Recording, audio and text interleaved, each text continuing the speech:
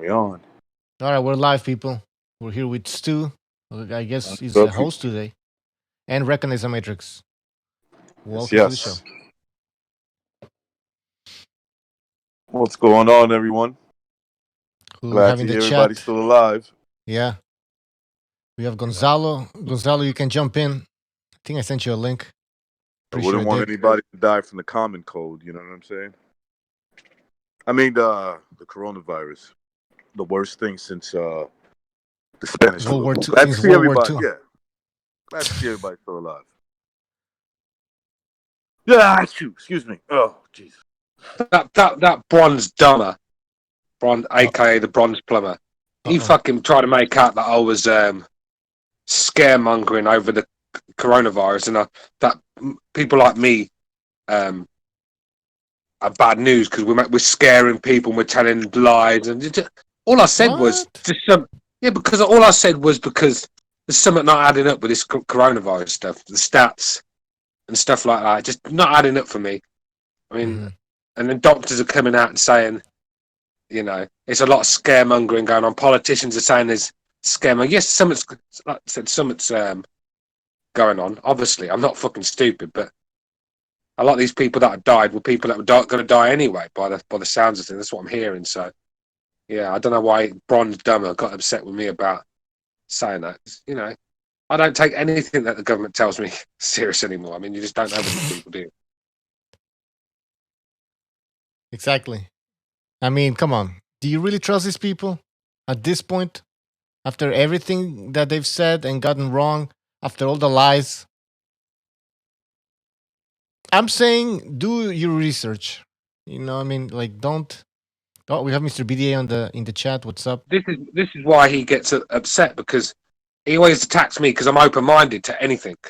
I don't close my mind to suggestions, because it's like I said, there's a lot more to this world than meets the eye, isn't there?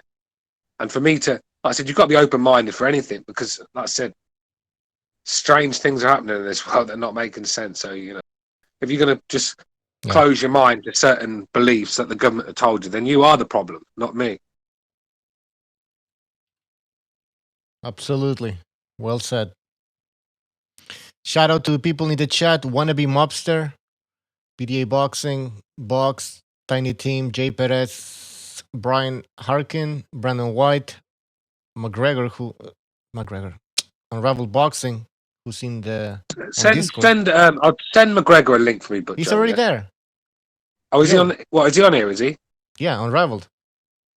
Yeah, is he here? Hello. Hi. Oh, Yes. hello, my man. He's right there. You sound like you got coronavirus, bro. Bro, no joke. I was up until like 9 a.m. I woke up 15 minutes ago. Oh, okay. So you don't have You corona. don't sound very well, man. Oh, are you alright? You don't sound too good. I'm great. I'm genuinely great. I just woke up, so I've got morning voice. Okay, I haven't even brushed my teeth or washed my I balls. was a bit worried then. I thought, fucking hell, this guy, I thought he don't sound too well. So what you been doing? What you been doing, boys? Just staying in the house and rotting away. That's what I've been doing. Not good for the mental health, is it? Staying in all this fucking time. Sitting in the corner with a machete in my right hand and a gun in my left hand, waiting until the apocalypse. Jack Nicholson from The Shining. I mean, I feel bad because for my kids, really, because they like go to school and have other shit to do, so they're like just sitting here bored to death. I mean, I take them out. We'll go out. And, we don't go too far, but we'll go out for a little walk, chill out, get them bring their lunch. I think, recognise. I mean, the world's gone mad. I mean, myself as well. I'm not taking no risks. Do you know what I mean? I don't know. I'm not taking any fucking risks. I went to pick a bit of smoke because we were on lockdown, didn't we? People can go out for food and stuff like that and get petrol and stuff. They like to do that. So I've popped out to get a bit of smoke because I'm fucking staying. I'm smoking far too much. That's what I'm saying. It's not good for me staying there. I'm smoking more weed than I've ever smoked. Well, I've got to pick some I've got to pick some weed up, haven't I? And it was like from a fucking movie, right? I'm sitting there with a mask and gloves on. He's sitting there with a mask and gloves on. Passing me the weed over in a box, so he's like tipped it over into my hand, so I don't even touch the box. I'm like, it's like some fucking virus. It's like some zombie movie shit. I mean, this is how it was. We were sitting there like we're fucking scientists going to pick a bit of weed up, man. We had all these fucking mask gloves on. We wouldn't even touch. We kept the distance. He poured it into my hands. I took the money on the floor, and he had to pick it up. Oh, it's fucking madness, man. This is how paranoid the world's getting. But you know, you got to. It's not for your sake, because most of us will fucking get. If we got it, we'd probably be okay because we're strong, healthy guys. But it's if you pass it on to someone that's not healthy, that's on your conscience, isn't it? Yeah, that's exactly. But you see, like, that's what I'm saying. Like, we get the regular flu all the time, and that's more. And from everything that I'm reading, that's more contagious and kills way more people than this COVID, at least so far, right? So, but it's like the media put this in our conscience now. Like, so yeah, you're right. Like, my concern would be that I give it to somebody that can't handle it. Let's say if I did have it or whatever, and then I was to give it to someone that couldn't handle it and they died. Like, I wouldn't want to be responsible for that. You know what I'm saying? Yeah, I mean, Rob Plant in the chat says, "You're not wrong, Stu. I've gone through 2 ounces in 3 weeks of weed. I mean, I don't know. You smoke a lot more than me, Rob. I mean, I'm an old guy now. Like 5 bitter days enough for me, but I don't think that's a lot, man. 2 ounces. 2 ounces in 3 weeks. That's a fucking lot. I mean, that lasts me 2 months. Unless you have a mate smoking some of that with you, mate. That's a lot of weed. Yeah. See, I'm at the age now where I don't want to fucking smoke a spliff where it fucking stones me, where I don't even want to get up, clean up, I don't want to just can't even move. I don't want to feel like that. I want to be able to function still, so I only put little bits in. I'll get a 25 bit will last me fucking ages, do you know what I mean? So I don't put in, with a lot of these young guys, they wonder why they're zombies. They fucking fill these spliffs up with about a gram of weed, gram and a half of weed, and then you've 2 pulls, you're coughing your fucking lungs up. That's no good to anyone. So, but yeah, I mean, I've been smoking. Like I said, I only used to have a couple of nights to get me head down, but now I'm sick. I'm like Cheech and Chong at the moment. It's a waste. Anyway, great piece of work, by the way, Butcho, on your video that you did on the LDBC, and this is a masterpiece. I'm not going to lie. I couldn't watch it all because my will to live was by every second getting worse. Do you know what I mean? And like my IQ was dropping by the second. I mean, it would have got to the stage, if I watched the whole video of them clips, it'd have got to the stage where I'd have had to start again. 40 years of knowledge down the drain. I've had to learn to talk and walk again, learn how to eat. And so, I mean, I was just losing IQ by the second. So I had to call it a day. But it was a masterpiece, man. I didn't realise human beings could be this stupid. I really didn't. Some people want part 3, but it's very painful to make these videos because I do have to watch these videos, right? And then grab some clips. And some people were after I made the first video, they were telling me, "Oh, go watch this guy from the LDBC, go watch this other guy." And it was painful, man. It's painful to watch. I was like, "Fuck this, man. I don't feel like doing another video." It's painful.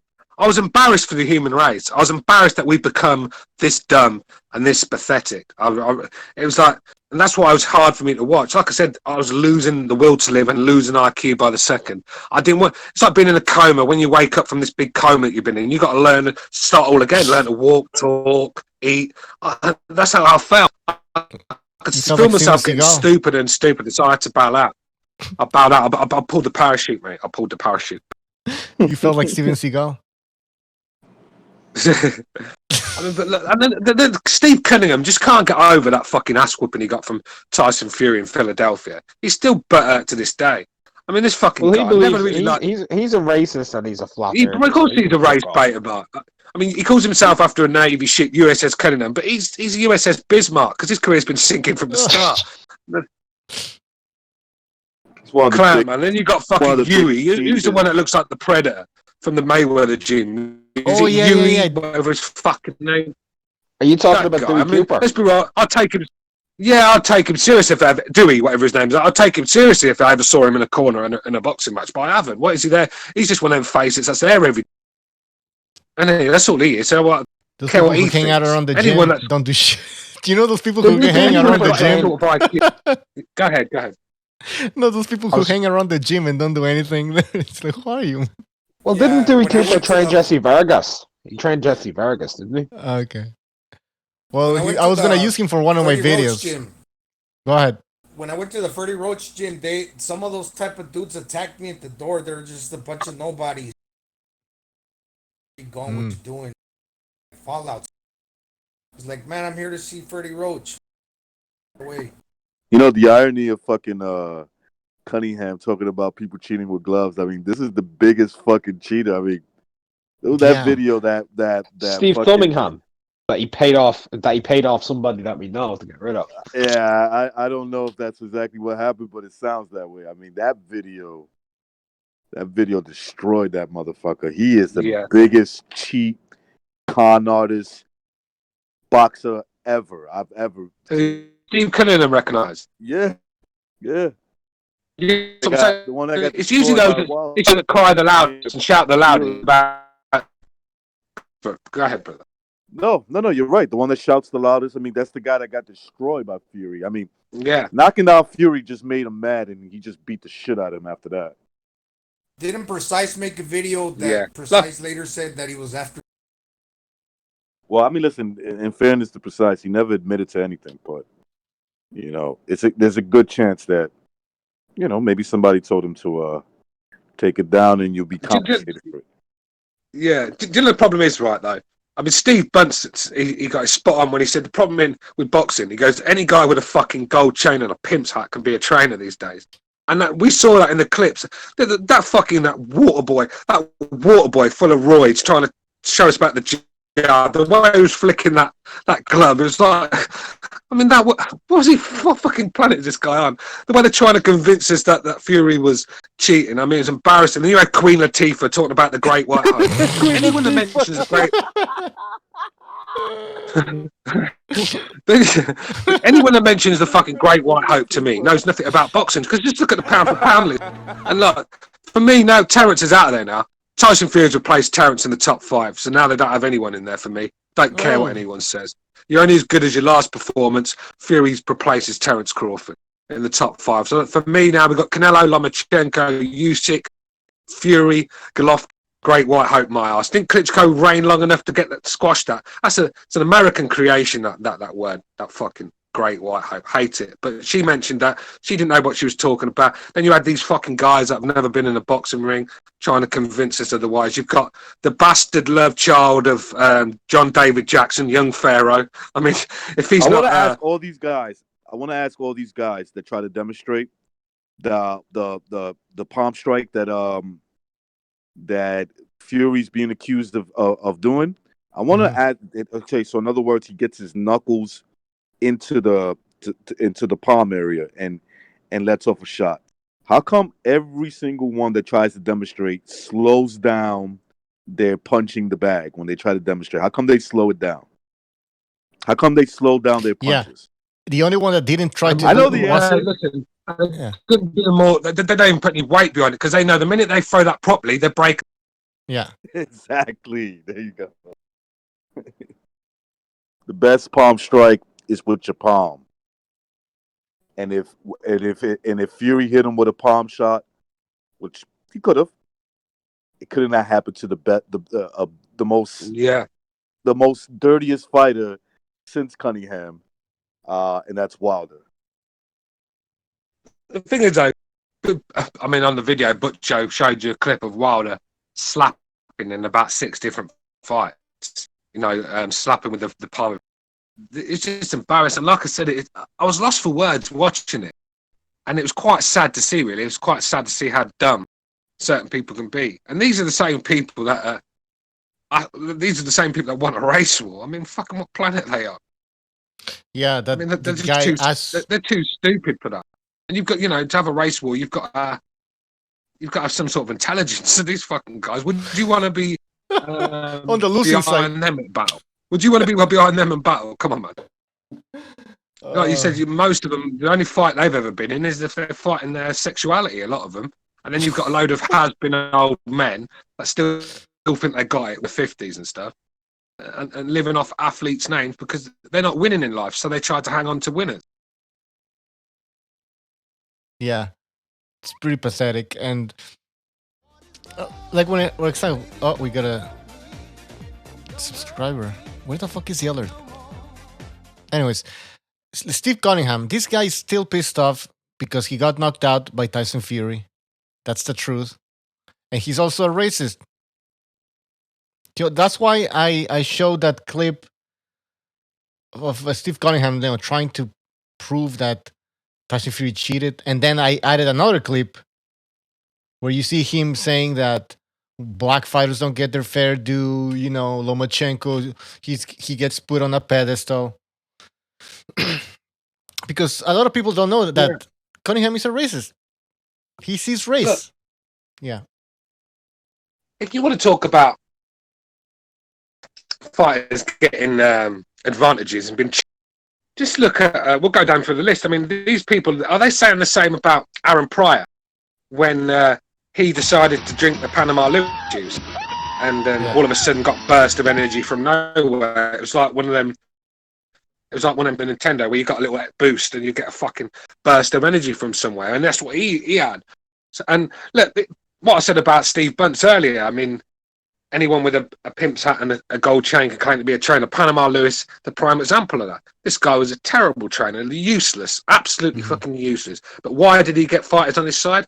Because he had the Panama Lewis juice. So if you want to talk about Tyson Fury that didn't cheat, but these are the same guys that take turn a blind eye to Aaron Pryor cheat, turn a blind eye to Roy Jones being on steroids, Evan Fields, aka Evander Holyfield. You've got Tyson, who was basically an experiment. He was an American experiment. You don't see us like discrediting these guys, even though we know they cheated.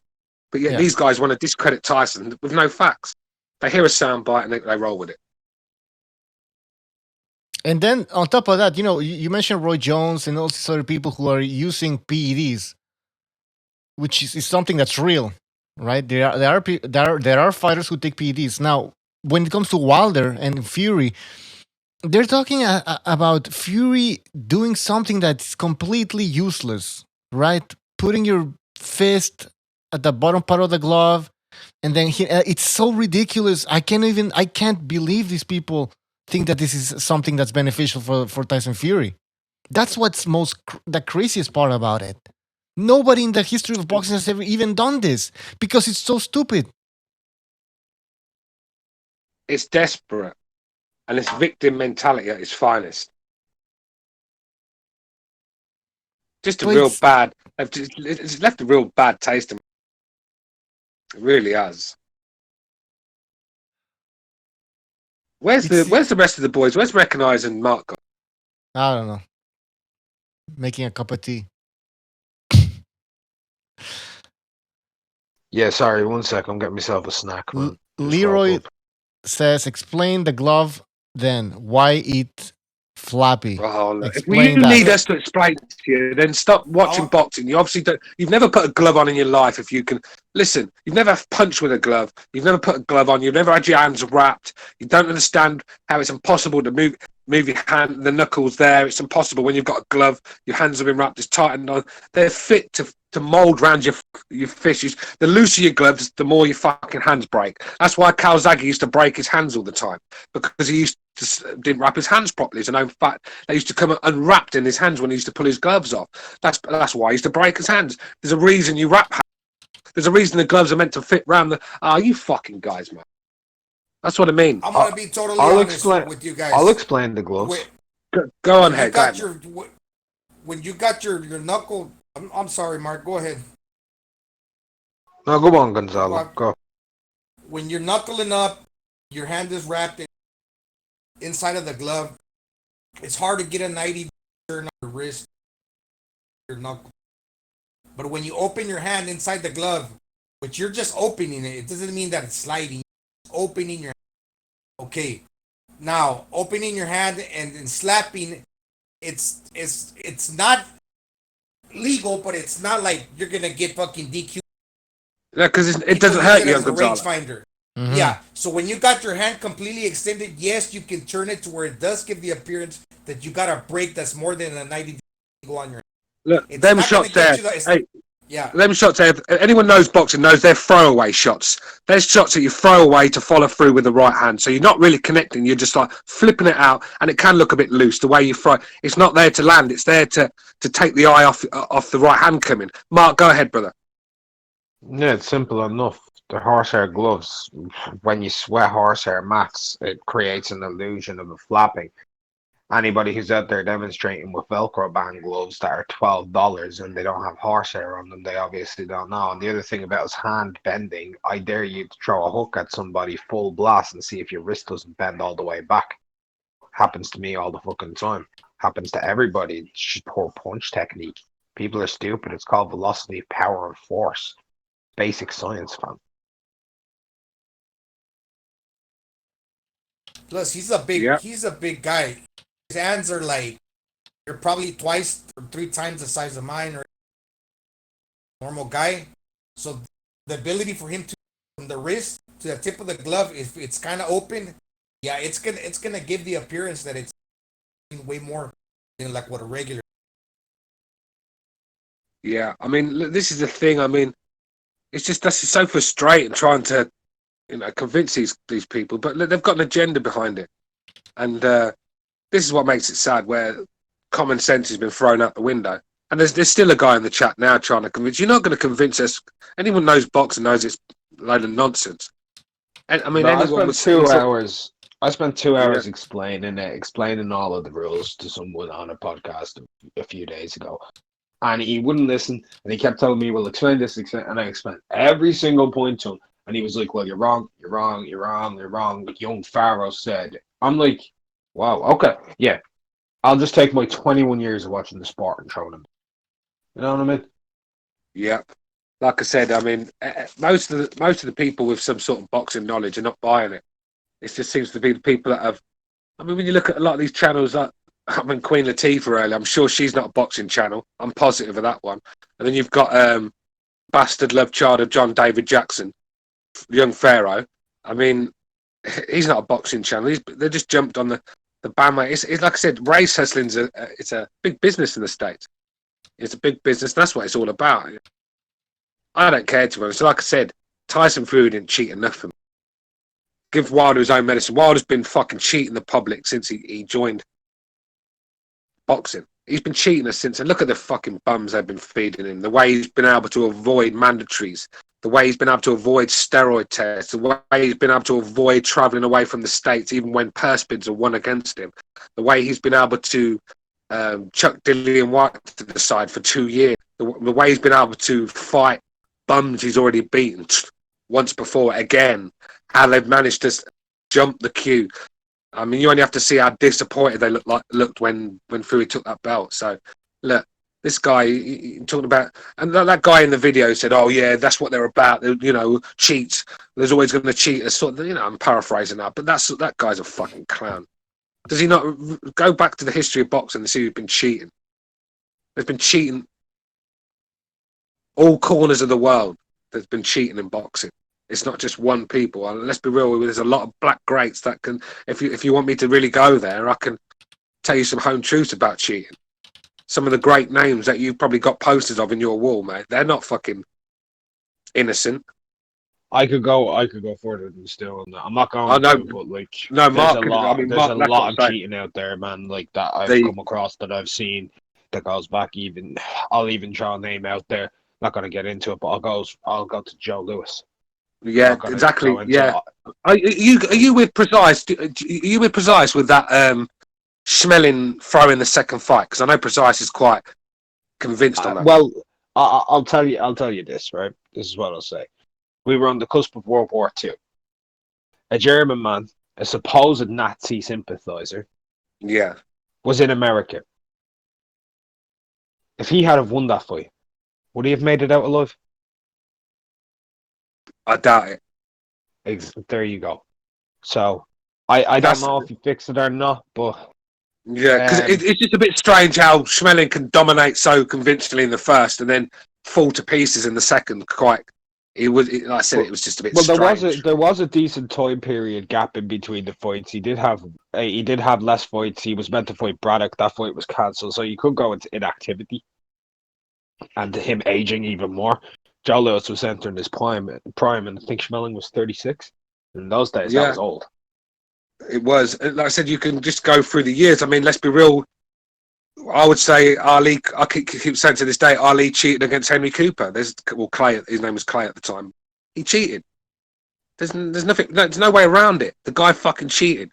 He robbed Henry Cooper a KO win over him. What do you think of that one? I mean, I always thought Henry Cooper was robbed in that. But if you go to there's another one. Like, we all know about Liston arguably throwing the 2 fights. Yeah, we do know about Liston. We also know that Liston cheated in the first fight. Yeah. We know that. Yeah, he did. He did. They poured ointment on his glove. They burnt his fucking eyes. Ali went blind in the fucking round. That's right. What was the 6th round, 5th round? He went blind. That's what I'm saying. And then you talk about Aaron Pryor. I mean, that was there for all for us to see that boost he got from nowhere. You know. Then you talk, like I said, B-Hop. B-Hop was allowed to take steroids into his 50s. So I mean, there's a lot, like, and there's a lot of cheating from, as Stu said, all corners of the globe. Arguably, the dirtiest fighter of all time in most people's eyes is Fritzy Zivic.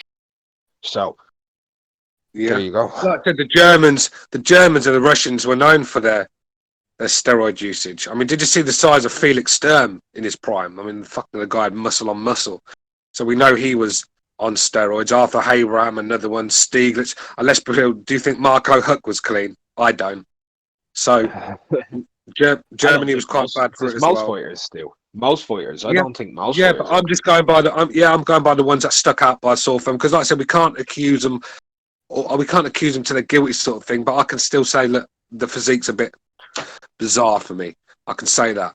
I mean, some fighters could hide it well, some fighters can't. Marco Huck was definitely one. Stieglitz and who's the one that beat robbed Sturm, Felix Sturm. He was another one. Felix. So yeah, and then when you look at the Russians, Povetkin, he I don't know what to think of Povetkin. I know he was on Nandrolin, that's for sure, but Nandrolin was legal. Maldonium. He was on Maldonium. Oh, was he? Oh, okay. We know that he was on Maldonium for a time because it wasn't actually officially banned by WADA until a certain stage. That's what I'm saying. So no one's saying it's just that the American fighters are doing it. But then, you know, all we're saying is, why is it anyone that beats your fighters, there's got to be some sort of conspiracy behind it, you know, where the white man's been out to get Deontay. And I mean, all the fucking excuses is embarrassing. And just accept the guy just weren't good enough on the day. I mean, your king, he just didn't fall on his sword and his shield. He fell on a white towel, didn't he? Surrounded by white people. This is Mr. Pro-Black we're talking about here. I mean, just look, who's the first guy he turned on when things went bad? He turned on his brother, the black guy, Mark Breland. Kept the white token guy, the probably the worst trainer that I've seen in a long time. He's kept him. He's all right. Oh, Diaz, the man that was gladly seen killed on the night. That one. He's all right. The yoga instructor. Yeah, then the Yogan's. Then are you telling me there's no one else but Shelley Finkel around to run Wilder's career? What about Lou DiBella? Did he need Lou DiBella around him? You know, what about this gimp suit he had? I mean, let's be real. Are you telling me there's not one black person that could have made that gimp suit? No, he had to go to 2 white homosexuals to get it done. I mean, for someone that seems to be so pro-black, he's not really surrounding himself by a lot of black people. Let's get onto the wife, shall we? I mean, I don't think he could have gone for a white chick, because that would have definitely turned him off. So he went to the next best thing, a Filipino, didn't he? Because that's certainly in a black queen that he's got. This guy's a fraud, man. And all you dopes that follow him and buy this shit, you're just as stupid as he is. Hey, you know, Wilder, that costume was made by, like you said, like 2 homosexuals. So that means that he was alone with these 2 guys, and they were all touching him and shit, right? To get the right size and everything. I don't know. Kind of weird. Yeah, like I said, he doesn't surround him. For someone so pro-black, he seems to be keeping himself far away from these people. Let's be real, the first person he wanted to throw under the bus was the black dude. Well, let's look at it like this. He's a fraud, man. The 2 men who did the best things for Wilder, both of them got thrown under the bus. One, Mark Breland, kept his fighters safe, right? That's the first thing. And secondly, Lou DiBella, that man got him an offer of $120 million. And he was fired. He even threw the gay guys under the bus because that suit actually looked kind of cool, you know. I actually like the suit, to be honest with you, man. I actually do. I think it's great. I mean, yeah. Look, the it's not as suit good was as good. Fury's The entrance. suit was good. The suit was good. I mean, it looks like something you'd wear in a fucking bondage party, but it wouldn't surprise me. But Wilder's that sort of guy, isn't he? Wilder's that sort of fucking guy, man. You can just tell he's one of them fucking. Look, I don't want to go. Look, the way he was cuddling up to his girlfriend before a fight just told me that this guy he's not about that life, really. He's just an athlete that can throw a shot. When he had to dig deep and go to the trenches, look what happened. I think we always knew that because this bad guy persona that he's pushing on, like we know that's not Wilder. We watched him on the come up. This is a goofball. This is a Southern boy goofball who does little nursery rhymes, fee-fi form in England, saying Tyson Fury's the one I want to see, joking, talking about how much he loves his daughter. That's the real Wilder, the one that he's pushing to build up a name to be able to sell tickets. That ain't him. You can see it before the Fury fight even starts. He's cuddling up with his missus. That's a guy who isn't like about that shit. That's not him. And Fury's sitting there doing fuck all, waiting to come out dressed as a fucking king, coming out to Patsy Cline's crazy. Fury's the crazy one. Wilder's just a regular guy who can hit really hard. People see through that fake shit though. People see through that. I mean, Tyson Fury. I mean, he came in there all humbled. But it showed what a man he is by doing the business in the ring. Wilder come out like he was about to go into the Roman gladiator arena, and he folded like a fucking pack of cards when the heat was put on him. And like I said, we go back to the fourth round. Anyone would think that Tyson Fury had Lucifer himself hanging over Tyson Fury's shoulder. The way he looked, he was fripped to his boots. So come on, man. If that's your king, I mean, there's no way back. How can you claim your crown back when you've already ran for the hills? I mean, that don't make sense to me. So, I mean, we are where we are. The thing with the fight happened. Go ahead, Gonzalo. Yeah, the thing with the power, I think it got over exaggerated. It started becoming like almost a fact of the wins. Oh, this guy's a all time. You know, with this loss, he's got the same KO percentage as Anthony Joshua, about a 97-98%. So, I mean, he keeps incurring losses. That shit's going to get shut down real quick because I don't think... Tell me one punch in the rematch that he landed. One shot that buzzed Fury. You saw that he landed. You're cutting off a little bit, man. So, but we got your point. Well, Fury was rolling the shots. But look, here's the thing, and this is where I've stood on this topic. If Wilder was cheated, right, and he was robbed, and Fury's a bum, then Wilder should be able to beat his ass in the rematch, right? Right? In the rematch. Exactly. Yeah. He should. So when that fight happens, I'm letting everybody here know, and I'm willing to let everybody else know, that for 5 to 6 months afterwards, YouTube's going to be even crazier than it is now. And the reason why is they're going to all be cashing out because the well will officially be gone. They're going to come up with every conspiracy theory in the world. I'm telling you right now, if Fury goes in there, hits him with one punch, and Wilder ends up dead, they're going to say he cheated. So I don't know if they could... I mean, they've run out of excuses. What else can they say? Yeah. At this point? They haven't though. They're coming up with new ones every 2 days, bro. That's true. You had Ego talking about you had him talking about wild boar being planted in the Himalayan mountains 2 days ago. Like they're going. I don't know. I'll be honest, man. They are very creative. They're very creative. C.S. Lewis would be fucking like. It's called desperation, mate. When you're desperate, you'll go to desperate lengths. And this is the problem with these guys. They're desperate to... Anyone with IQ can see through it. Look, did any of these guys complain when Andre Ward was fucking slam dunking Kovalev's testicles? Nobody said fucking nothing. They were, deal with it. Just can't handle it because the racist white boy got beat up. They're throwing it in our face. Now all of a sudden, I mean, look, there's nothing behind these stories for me. It's like nonsense. Anyone that's got any sort of boxing knowledge is laughing this shit off. It's just one way for them to feel relevant still. Because let's be real, now the boxing stopped, what have they got to talk about? They've got to keep their donations up somehow, haven't they?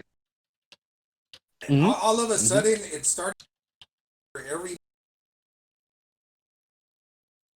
This one just fucking went over. This Gonzalo, man, you keep cutting off, man. I don't know what's wrong. Gonzalo, just come off and come on again, brother. Because just turn off and come on again, because you're not really getting your message across, brother. Yeah. But yeah, man, like this happens all the time. Like this, let's be real, we all know this. There's never been a shortage of fucking crazy ass fans of boxing. This goes back centuries. Fans are absolutely off their head in pretty much every sport. But in this sport, like, the only difference between now and like the 80s and 70s is the fucking crazy people. They're able to talk to the non-crazy people via social media. The thing is, though, Mark, nowhere else will you find an LDBC. You don't find them in the UK. You don't find them in Asia. You know, the equivalent sort of thing. You know, I mean, let's be real. I mean, even this show, people say this show's a white nationalist show. I have no idea why, but some people do. But most, even Hawker Mustang, who makes Dillian Roof look like a communist, let's be real. Even he's quite down the middle when it comes to picking a fight. You know, he'll say if the black guy won or not. Like, we keep it real on here. We're not just picking guys because they got a black six pack or something, or a white six pack in our case. It's desperation, and it's very sad. You know, you're losing in life when you have to hang on to athletes to make you feel better, because you're losing in all other aspects. So you go into athletes. And let's be real, there's a world out there. Welcome to the real world, where it's not just America, where people can fuck, and they're finding that out. Exactly, because if we start making predictions based on who we want to win, then we will be getting a lot of predictions wrong, right? And we don't want that on this show, right? We're not going to make predictions just to be wrong later on. But this is what the LDBC was doing. They get all these predictions incorrectly because they're following their emotions, right? That's how they break down these fights. Oh, this guy going to win because I like him, so he's going to win. And then they get a prediction wrong. And they have to come up with all these excuses. It's pretty pathetic. Well, I'm looking forward to the rematch. I'm not paying man. for it, but I'm looking forward to it. See, I'm not, you see. I just think it's been drained. The life of it's been drained out of it. It's like the Golovkin-Canelo thing. I don't want to see that again because it's just been drained. It's not just the two fights. It's the draining build-up and the bullshit you got to listen to. Do I want to go through that again? I don't know if I do. Maybe it's morbid curiosity on my part. I want to see what type of creative narrative they can go with then. I just want to see. It's making me curious. How do you sell this fight? Let's say you're ESPN, Fox, whatever, PBC. How do you sell this fight? I don't know. Butcher, will you send Johnny a link? He's looking for a link, I think. It's very hard to sell because when you listen to the media, I mean, a lot of the media don't even want it. I mean, most of the people, I mean, Kellerman don't want to watch it again. Stephen A. Smith said he doesn't want to watch it again. Shannon, whatever his name, the guy that's on with that fucking idiot who picked Conor McGregor to beat Skip Bayless, the one that's on with him, they all said they don't want to see it. So if the media haven't got their stomach in it, how the hell is anyone else meant to? I mean, the only reason that fight was massive is because the media got behind it in the first fight. The American media did a fantastic job building that fight. It's probably the best build-up to a fight I've seen in any sport. That includes any UFC, any sort of combat sport. I think the American media did a fantastic job building that first fight. But how do you build a second one when one guy just gets mutilated for 7 rounds? How do you do it? Absolutely. Well, I'll tell you how. How? Stupid people. So, it's simple enough. The people who are going to buy this fight, and I think it's already sold, are the ones who believe Fury cheated. I think they've sold that. And the ones who want to see Wilder get the shit beat out of him again, like myself. But I'm not paying for it. But I think there are a few out there who will. I think it'll do about 450, 500K. What's up, fellas? What's up? How's it What's hanging? up, Johnny? What's your thoughts on the BDA videos that have been uploaded recently? I mean, some of the excuses. I mean, even you, Johnny, you know these people a bit better. I mean, it makes you fucking shake your head, doesn't it? I loved every BDA upload as a I love them all. Fuck is I got tranny men with dreads trying to give passes to Deontay Wilder for getting his ass whipped. I got fucking it's been and then I got one fat 50-year-old acting like he's swole hitting a fucking well, I don't even know what the fuck you call them things. The fucking not the punching bag, but the man punching bag. I don't know what the fuck it is. Yeah. Oh, the dummy. Yeah. I call that the gay antiquities. I call that a gay antiquity item. As if the stiff prick's gonna be sitting there right in front of you when you're fighting them. But anyways, I love the dummy bag. You call it a dummy bag. The dummy bag. Okay, there you go, Gonzalo. Yeah, that's what they're called, actually. On the bright side, though, anyhow, the fucking sun shines out. It's fucking 50-some degrees out here over here in old Wisconsin. It's no fucking good if you're not allowed to out anywhere, though, is it? I know. I just went out for a drink with my boys, and they say, "Fucking, you're gonna bring the corona home. You're gonna bring the corona home." I'm like, "Did you fucking stop watching the news? Jesus, fuck." Exactly. I mean, the way I went to, like I was saying earlier, Johnny, the way I went to meet my mate for a bit of weed yesterday, it was like I was a scientist that just found a fucking spaceship that crashed or something. The way I had all them, I had masks on, gloves, and we went. We were keeping our distance, not in passing the money over and stuff. It was fucking madness, man. The world's gone insane. And let's be real, if you connect the dots, I think, like I said, I think there's a lot of scaremongering going on with this virus. So I actually went and saw my weed guy yesterday myself. So yeah, I catch your drift there still. Go outside, Johnny, and say I brought the corona home, and show up with like 2 6-packs. I'm gonna kill everybody. Yeah, that's the only reason I do it. The only reason when I go out, which is very rare, when I wear a mask and gloves, it's not for me. Because I'm fucking strong enough to fight. I think I'm healthy enough to fight. If I pass it on to someone that ain't, I'd feel a cunt. Do you know what I mean? It's like, nah. So it's just for the sake of the old people. You know what I mean?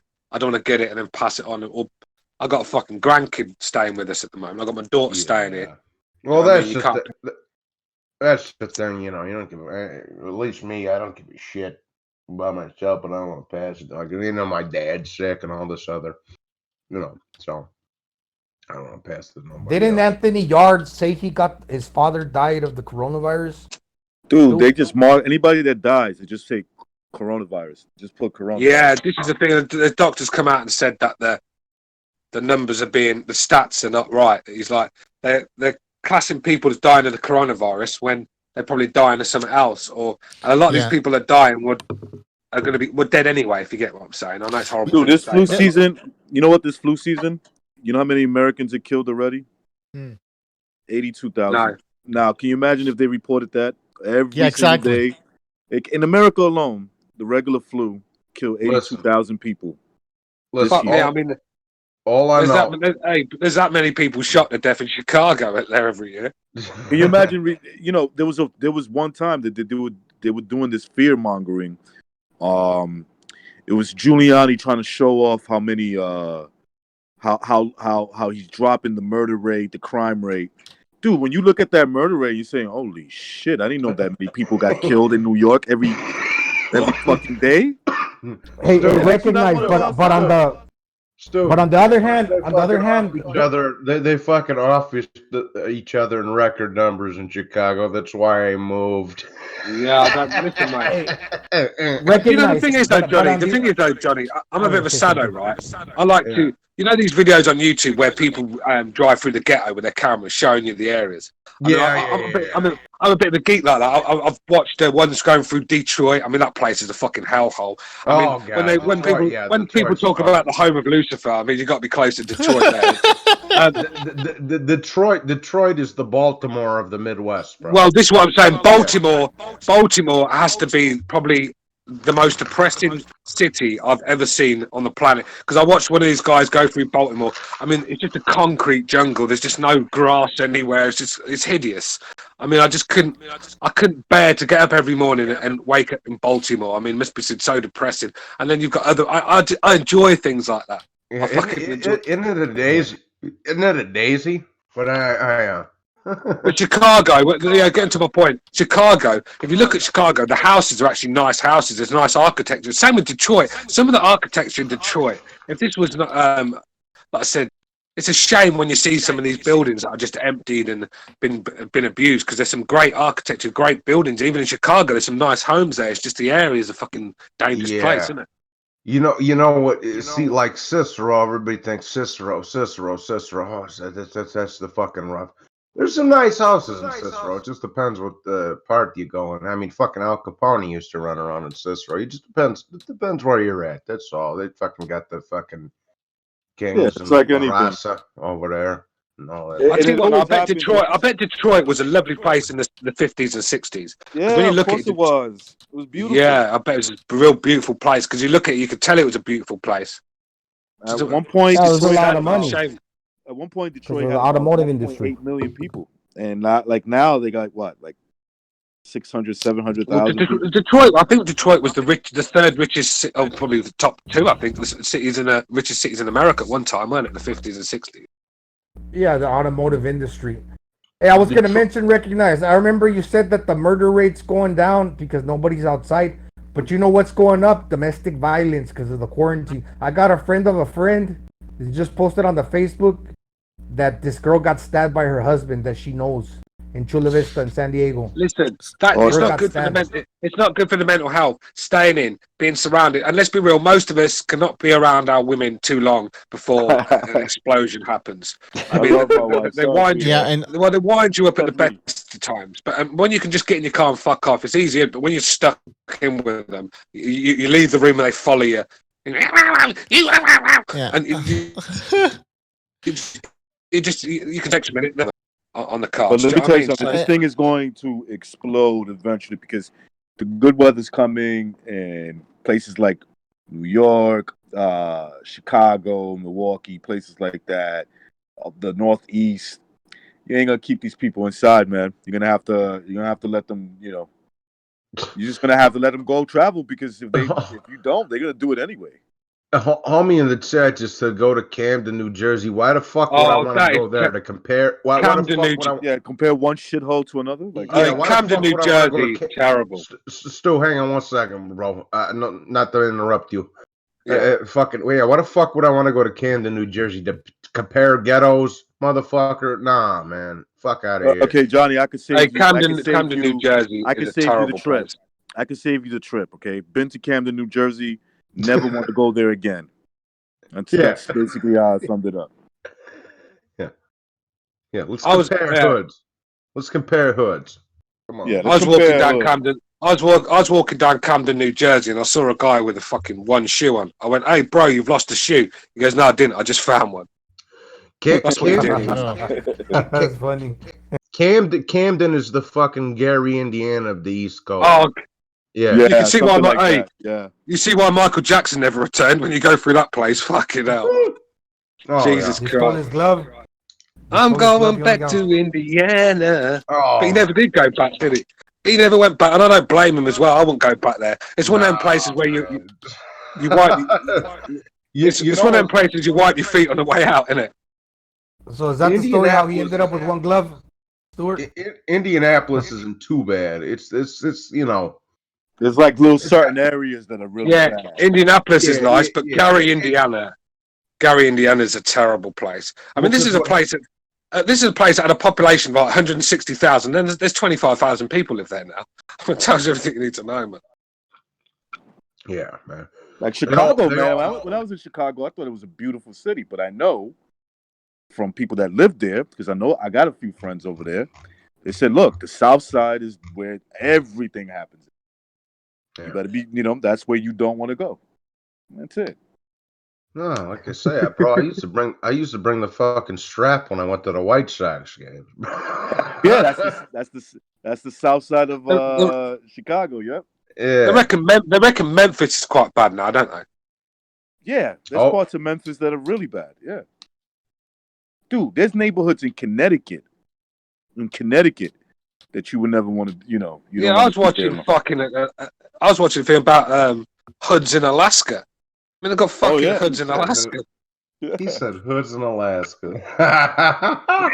Oh yeah, there's Alaska gonna got be a bad high. places everywhere, though. Yeah, they got hoods in There's a Alaska. lot of murders in Alaska. That's funny.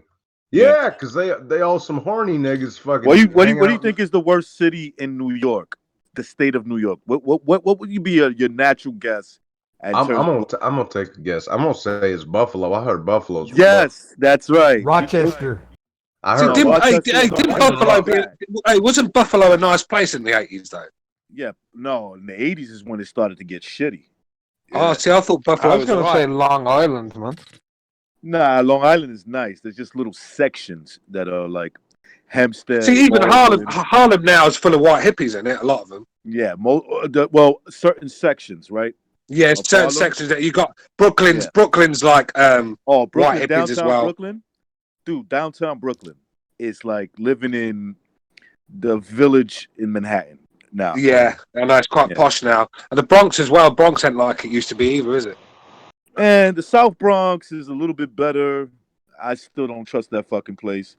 I wouldn't live there. What about Queens? What about Queens? Oh, Queens is beautiful. It's just the same old. Is Queens still Italian? Is Queens still Italian? So? Nah, like where I grew up at, like Astoria, Long Island City. There's still Italians there, but there's now like a lot of Eastern Europeans, which is I don't have a problem with them. They they understand the code of safe neighborhoods and shit like that. So I don't have them. I've been reading up on the fucking the Russian mob and shit. I'm fucking studying them like like the Italians. Fucking, I was reading about this fucking motherfucker over there in New York. This fucking Russian guy, Boris something. Boris. Anybody whose name's Boris is from Russia. You understand? Our Prime Minister's called Boris Johnson. Yeah. Boris Johnson. You know, Boris Johnson's born in America, though. He's American. Yeah. Oh, really? He has corona, right? Huh? He got the coronavirus, no? Yeah, he got it, didn't he? He fucking dumbass went there, started shaking hands with people with coronavirus. What do you expect, man? It's like the Italian prime minister or whatever the fuck. He tried to do a fucking Diana when Diana was cuddling them HIV babies. But the difference is you can't catch it by fucking touching a baby with HIV. But you can catch coronavirus. Stupid ass, man. People are dumb. Yeah, there's some stupid people. Even the elites, they're stupid. They got the money to cover it up.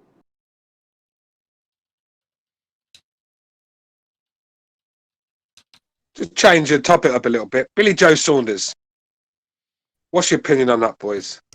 If anyone don't know, I haven't watched the video. Never liked Billy I Joe saw the Saunders. video. Yeah, I never. Yeah, he just. Oh man, I mean, just when you think the LDBC take their fucking retardation to a new level, Billy Joe Saunders goes and joins them, doesn't he? He's just always doing something fucking stupid. Every time he gets a chance, he blows it. I mean, I think he's been banned by the British Border Control. I mean, I prefer Canelo versus Billy, not Billy, Chris Eubanks. I think that would be a better fight. Exciting, at least. Oh, there you go. I said I'd rather Billy Joe and Chris Eubanks Jr.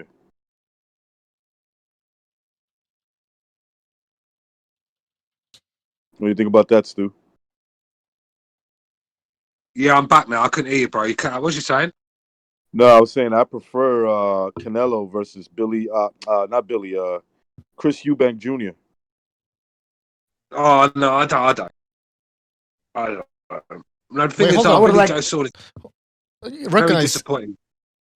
Oh, I thought Stu said you were talking about Billy Joe Saunders that video he made about how to hit women.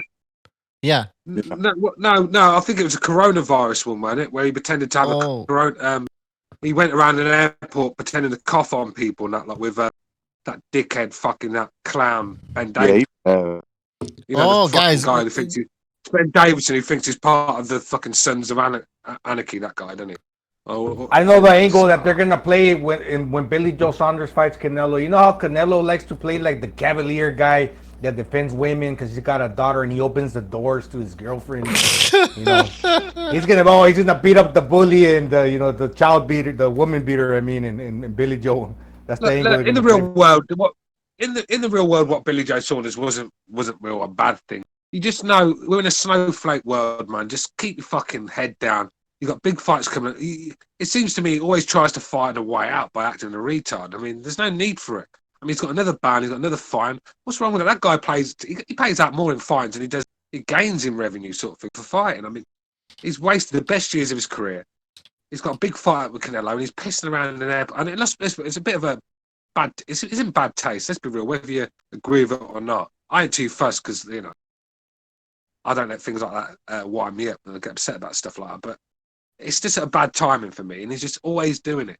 Just a waste. Yeah, for him. Now he's talking about Demetrius Andrade. Well, Demetrius Andrade's talking about he wants Billy Joe. Someone's telling me Billy Joe's going to pull out of this fucking Canelo fight and fight Andrade instead. I just smell a rat. So why would Demetrius Andrade call out Billy Joe when he's fighting Canelo? Come on, man. I smell a rat. I smell something. Billy Joe's probably done this to get out of the fight so he can fight Andrade. Maybe he's not confident. Maybe he's behind in camp. Maybe he just thinks, no, I just can't get back to my best in time. You know, him not at his best might be enough to beat Andrade, but it definitely won't be enough to beat Canelo. So that's what I'm thinking. Why would Andrade mention Eddie Hearns, the promoter of both of them? Eddie Hearns probably said Billy's going to try and get out of this one, call him out. That's what I think. I mean, it could be, but then again, it's a big payday. You don't want to just turn it away and then risk it against Andrade. I know. I would pick Billy Joe over Andrade, but at the same time, listen, anything can happen. You got a chance to fight Canelo, you take that chance, man. You're gonna get paid a lot of money. Was it signed? Was it official? No. It has no. Did it come out that it wasn't official? Not even behind the scenes. It was right around that point when the coronavirus thing came out. He released it. No, listen. It was never official. It was always like really close to being finalized. But listen, it could be. I mean, who knows, man? Billy Joe, this guy, he chokes, man. Sorry, he doesn't choke. When he fights lower level opposition, his level just goes down. Right? But against Canelo, I think he would be at 100%, man. Well, yeah, 100%. But if he's not taking that cough remedy or whatever, maybe he will choke. Possibly. Plus, he's fighting at 168. I know Stu mentioned that, like, when I posed the question, that what has he done, and he countered with what has Canelo done? Well, he hasn't done much either. But I think that Canelo can carry 168, and Billy Joe, he kind of looks a little chubby around the midsection.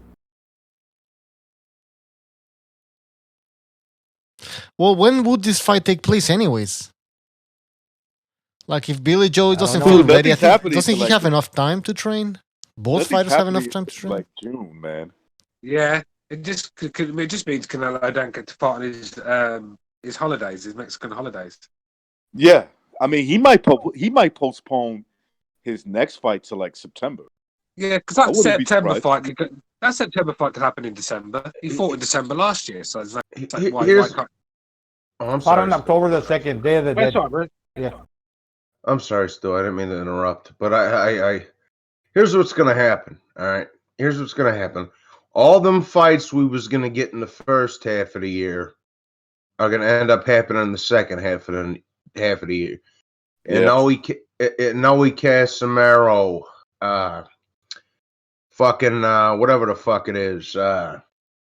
Probably Usyk Chisora too. Usyk Chisora, yeah. You know, all and Donaire and that the Frenchman, Ubali or whatever the fuck his name is. Yeah, the Frog. Anyway, Prograis against Hooker is going to be probably somewhere like in July or some shit. Yeah. Paul Ramirez.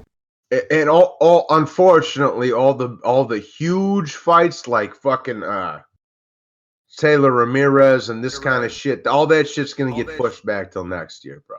Yeah. Lomachenko versus Lopez, yeah.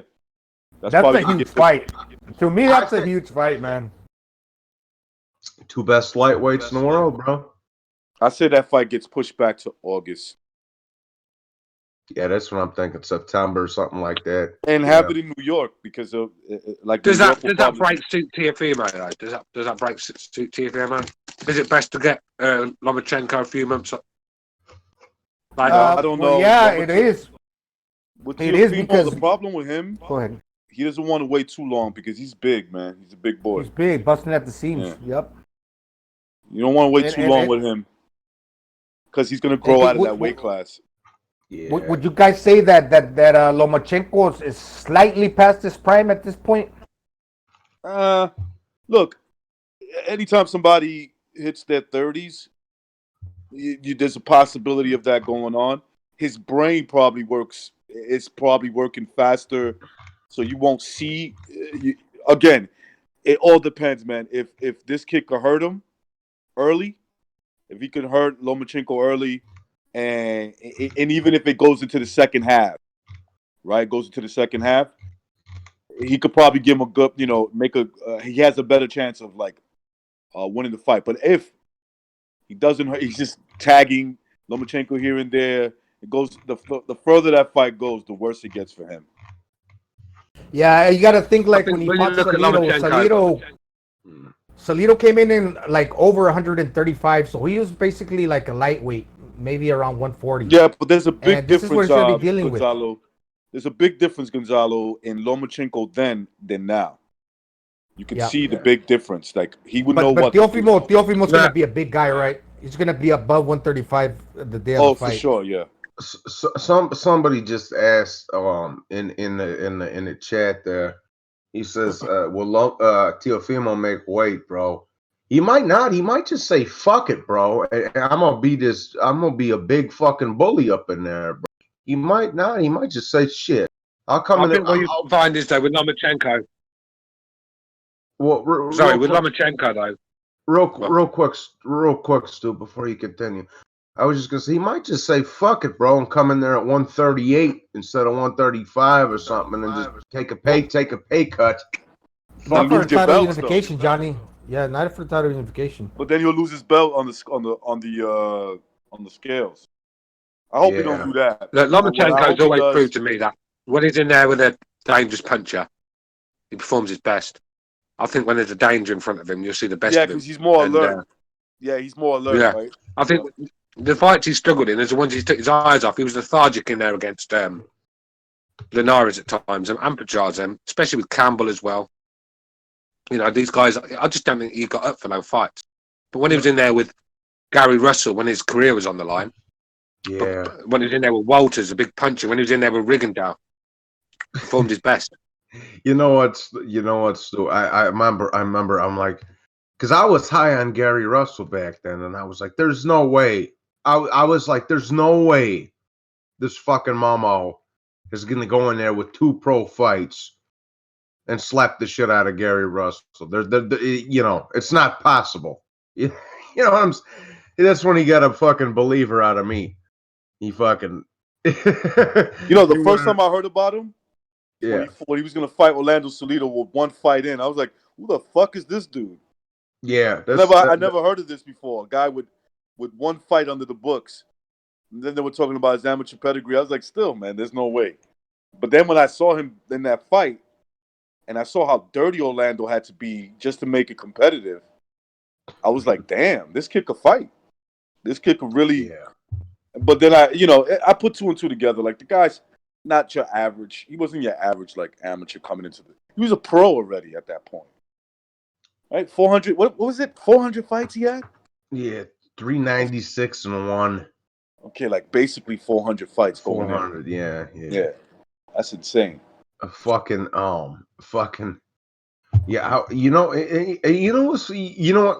This is why I think of and I hate to make this comparison because motherfuckers ain't from the States and shit, but you know what the fucking amateur fighters remind me of, like the dudes coming out of college going into the NFL, bro. Okay, that's really, to me, that's the comparison right there, because you don't know if they're a hit or a miss until they get up in there, bro.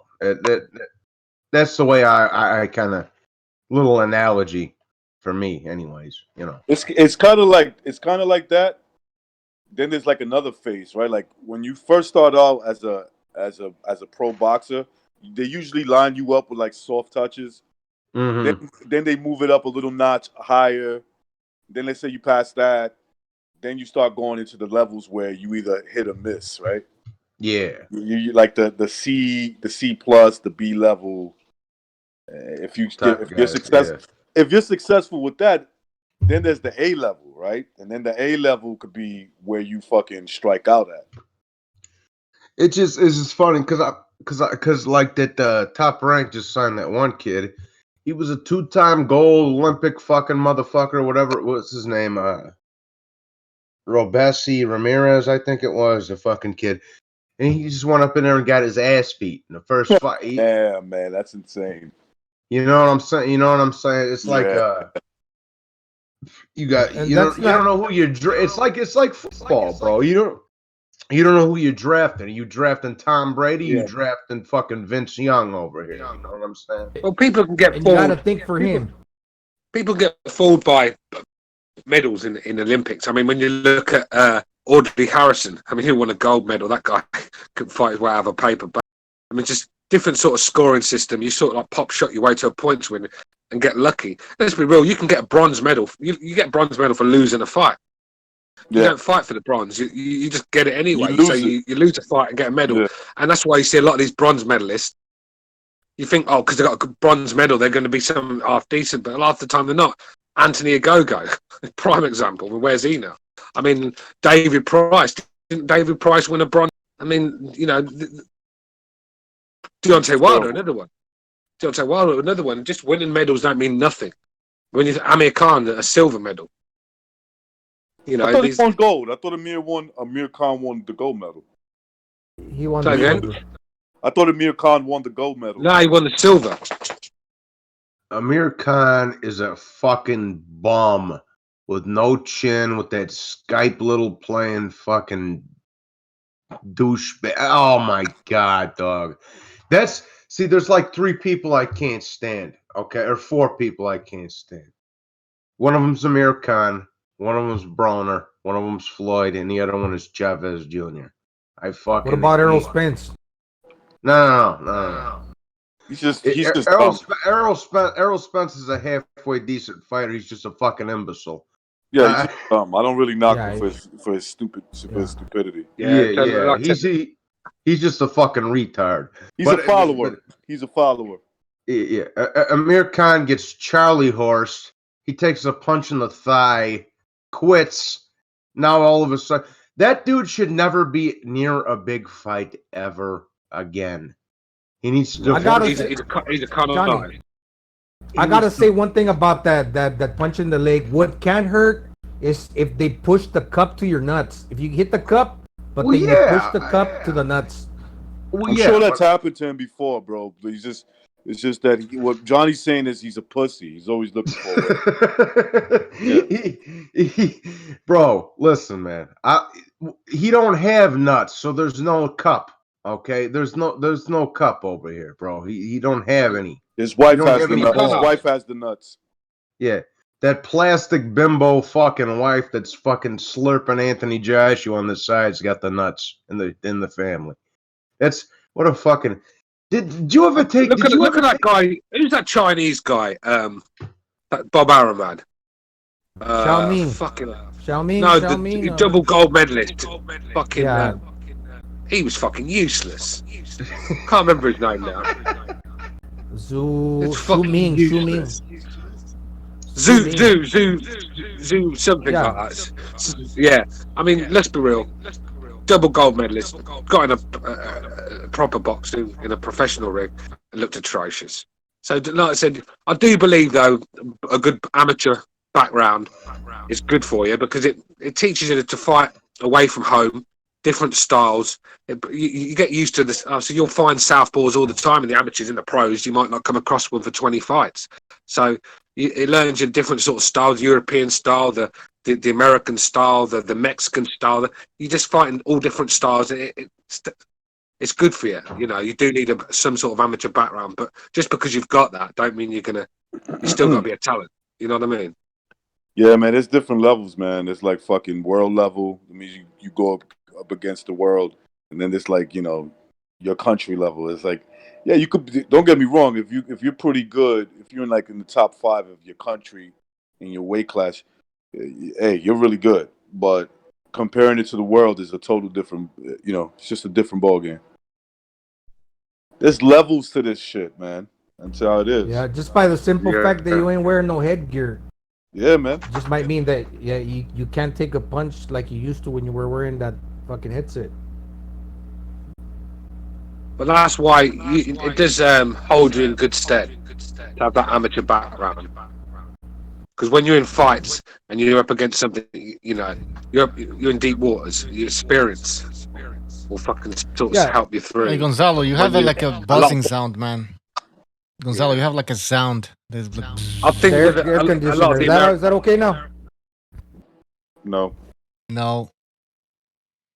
I think with a lot of American and Mexican fighters, because a lot of them go straight to pro from youth.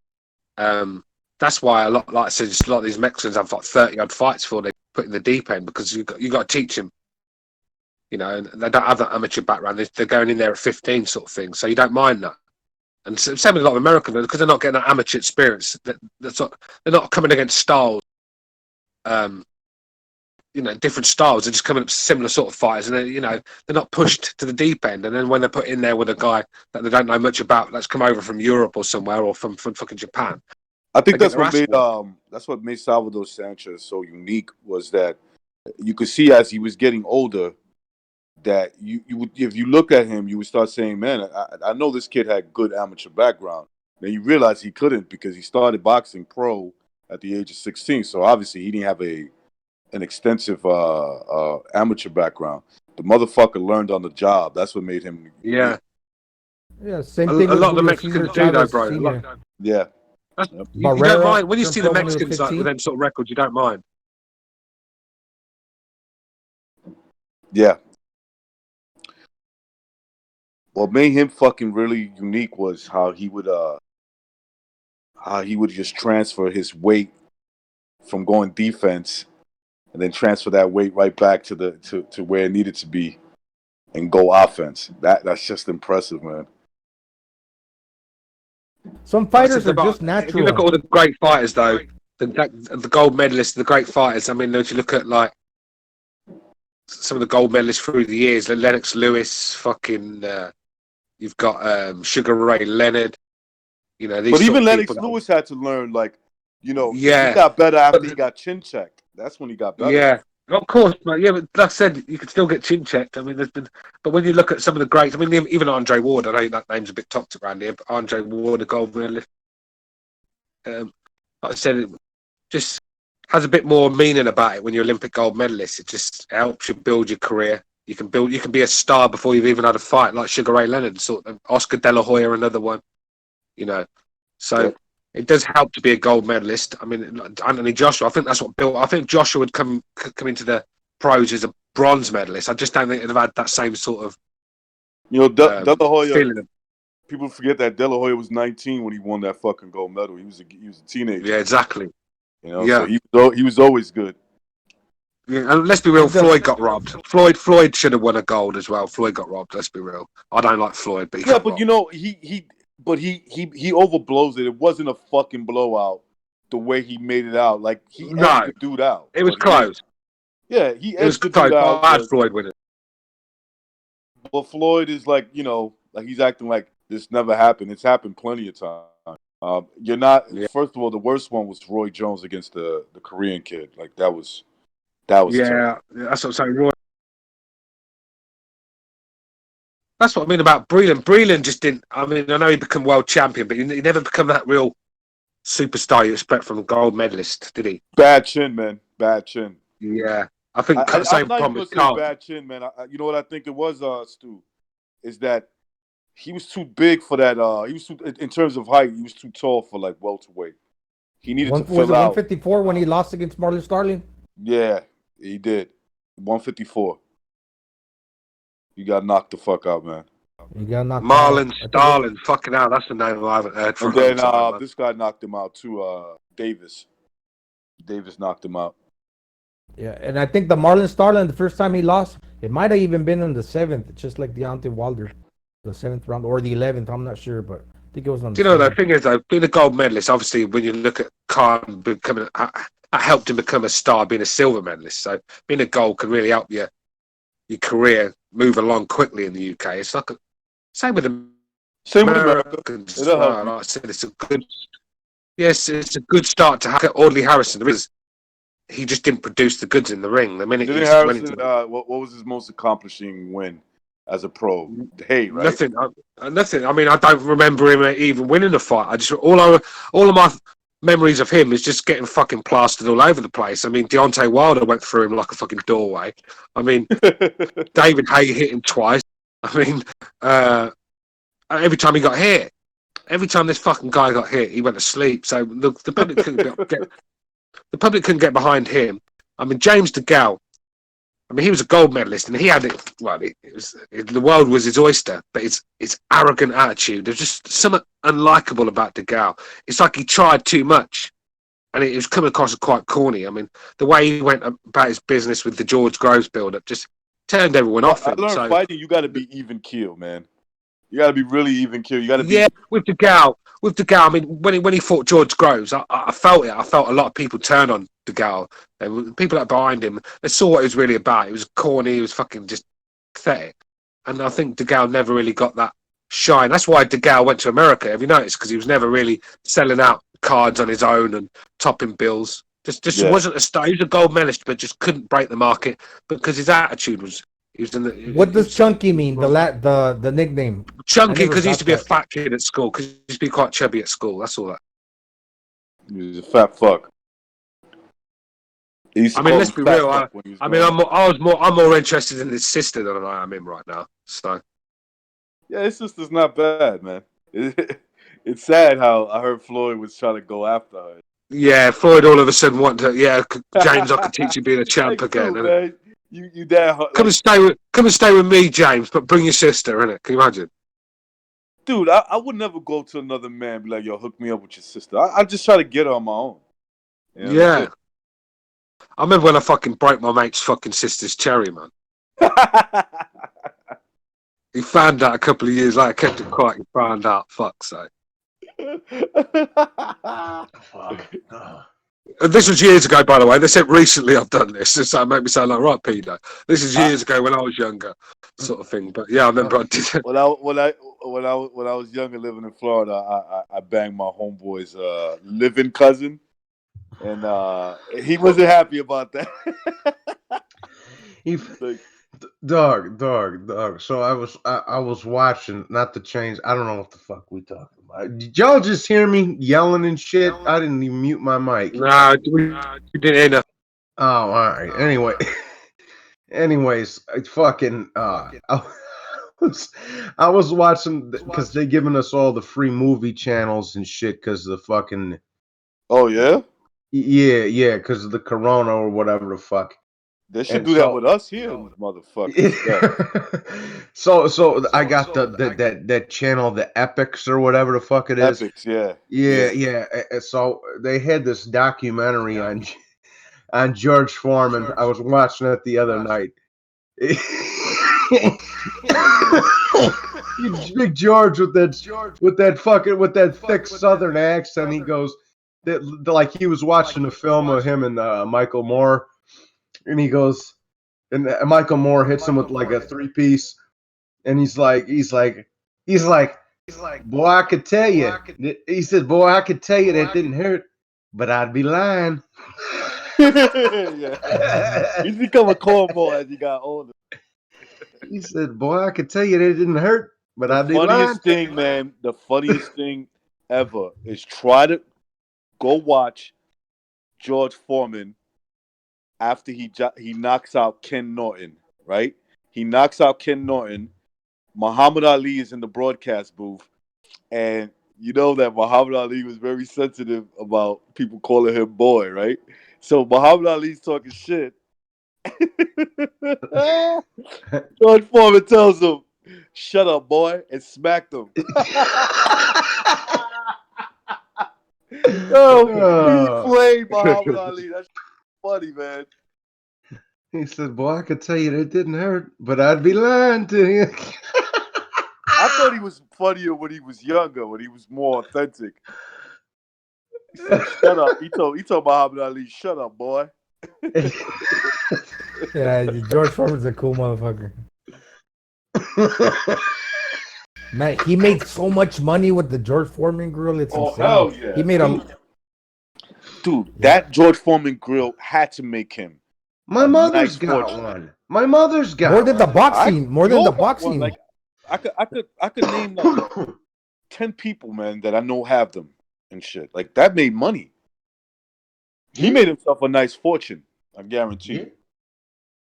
Yeah, and I heard it's like my mother's got a fucking George Foreman.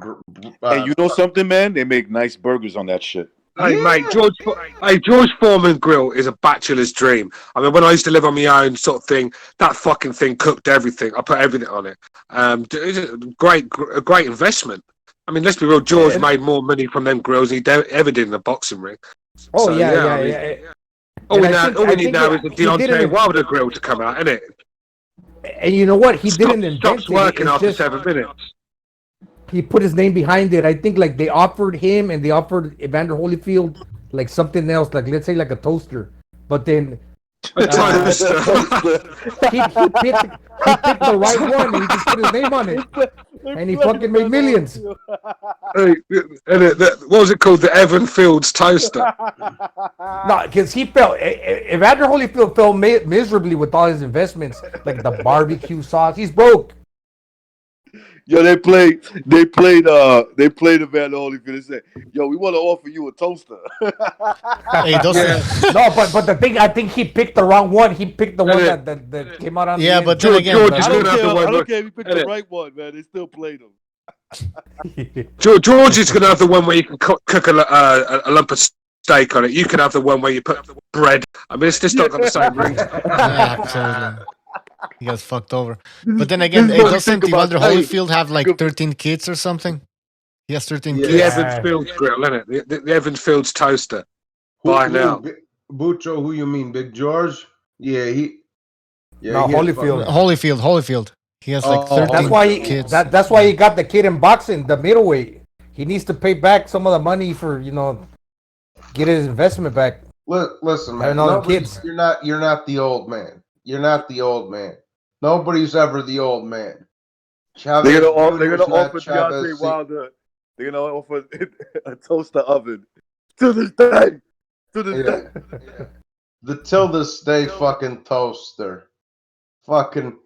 Oh my god! When it comes up, when instead of like a little ring, it's gonna say to this day. To this day. When the toaster's popping off the fucking toaster, it's gonna do this. Listen, that retarded motherfucker don't know how to cook nothing, bro. The only thing he ever cooked was some Alabama fucking squirrel in the fucking fire. I bet you he's that type of person that can only make like scrambled eggs, and he thinks that's cooking. He's like, I can make scrambled eggs. Yeah, you see, like anybody could. He's up there at the house with this yes man. Yeah, nigga, I'm gonna whip you up some eggs though, real quick. Fuck out. I love me some of that southern food though, man. It's good. Oh, good, hell good, yeah, good. Me too. Me too, man.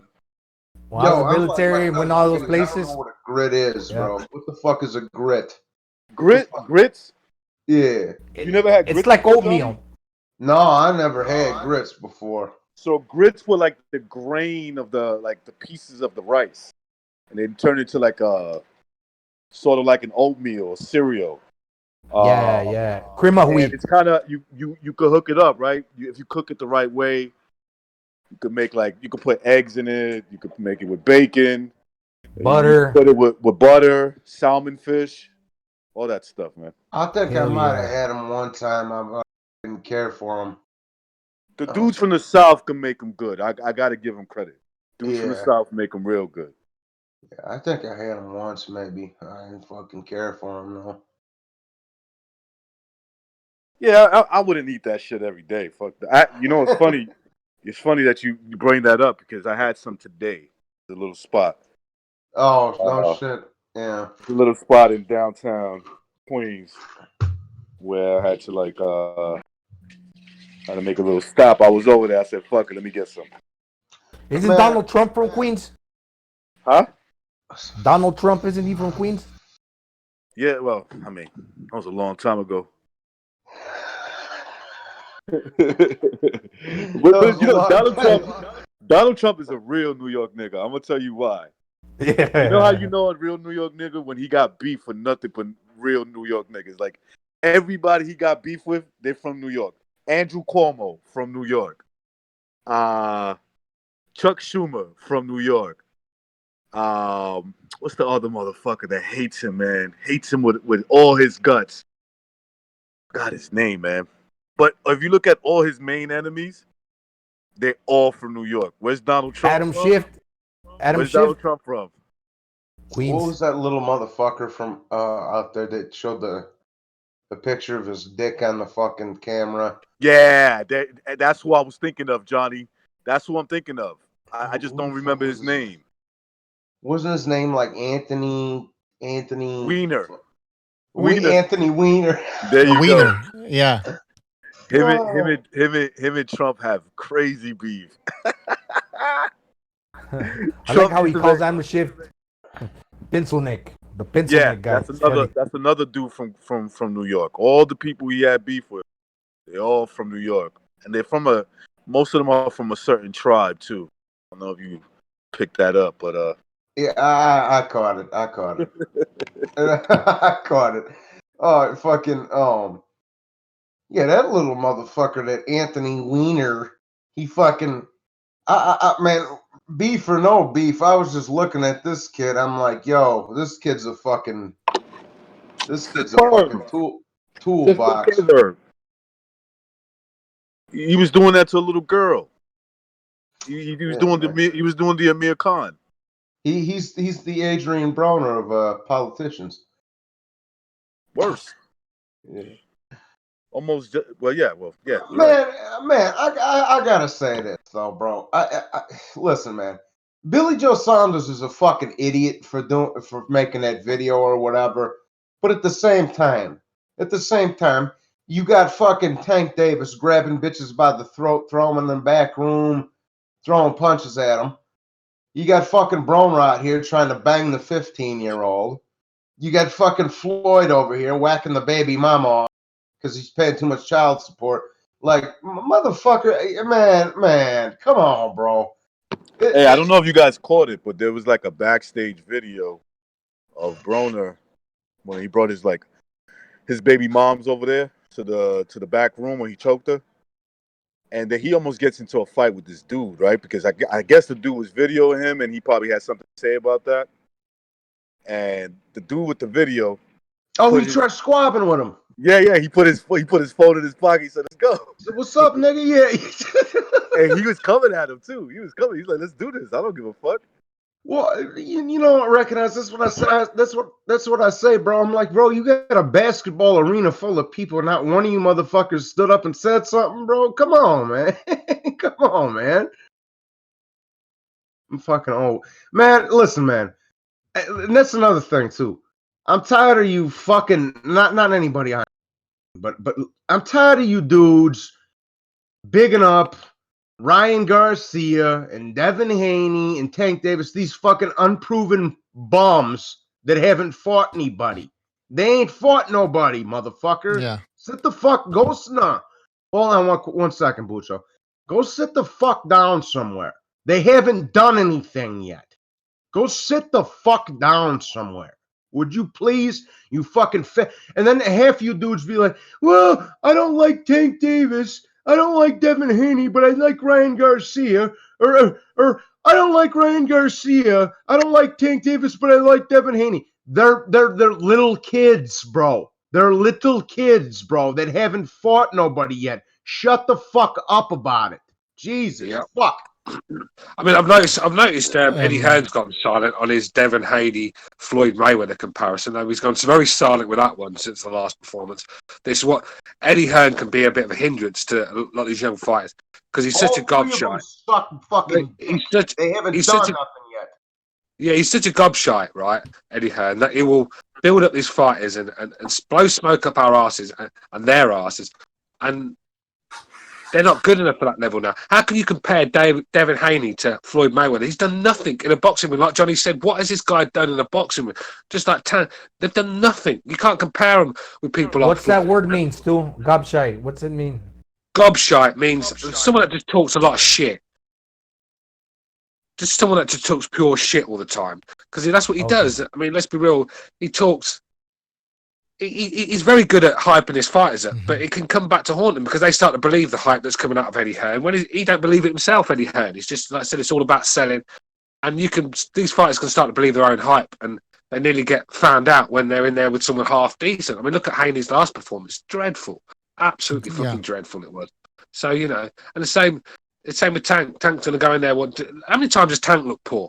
I mean, we go back and watch his last few fights. He's looked poor more than he's looked good. So, just need to. Johnny's right, man. Calm down with these fucking guys. If anything, Ryan Garcia is probably looking the best one out of a lot of them at the moment because at least he's looking excited, fighting these bums.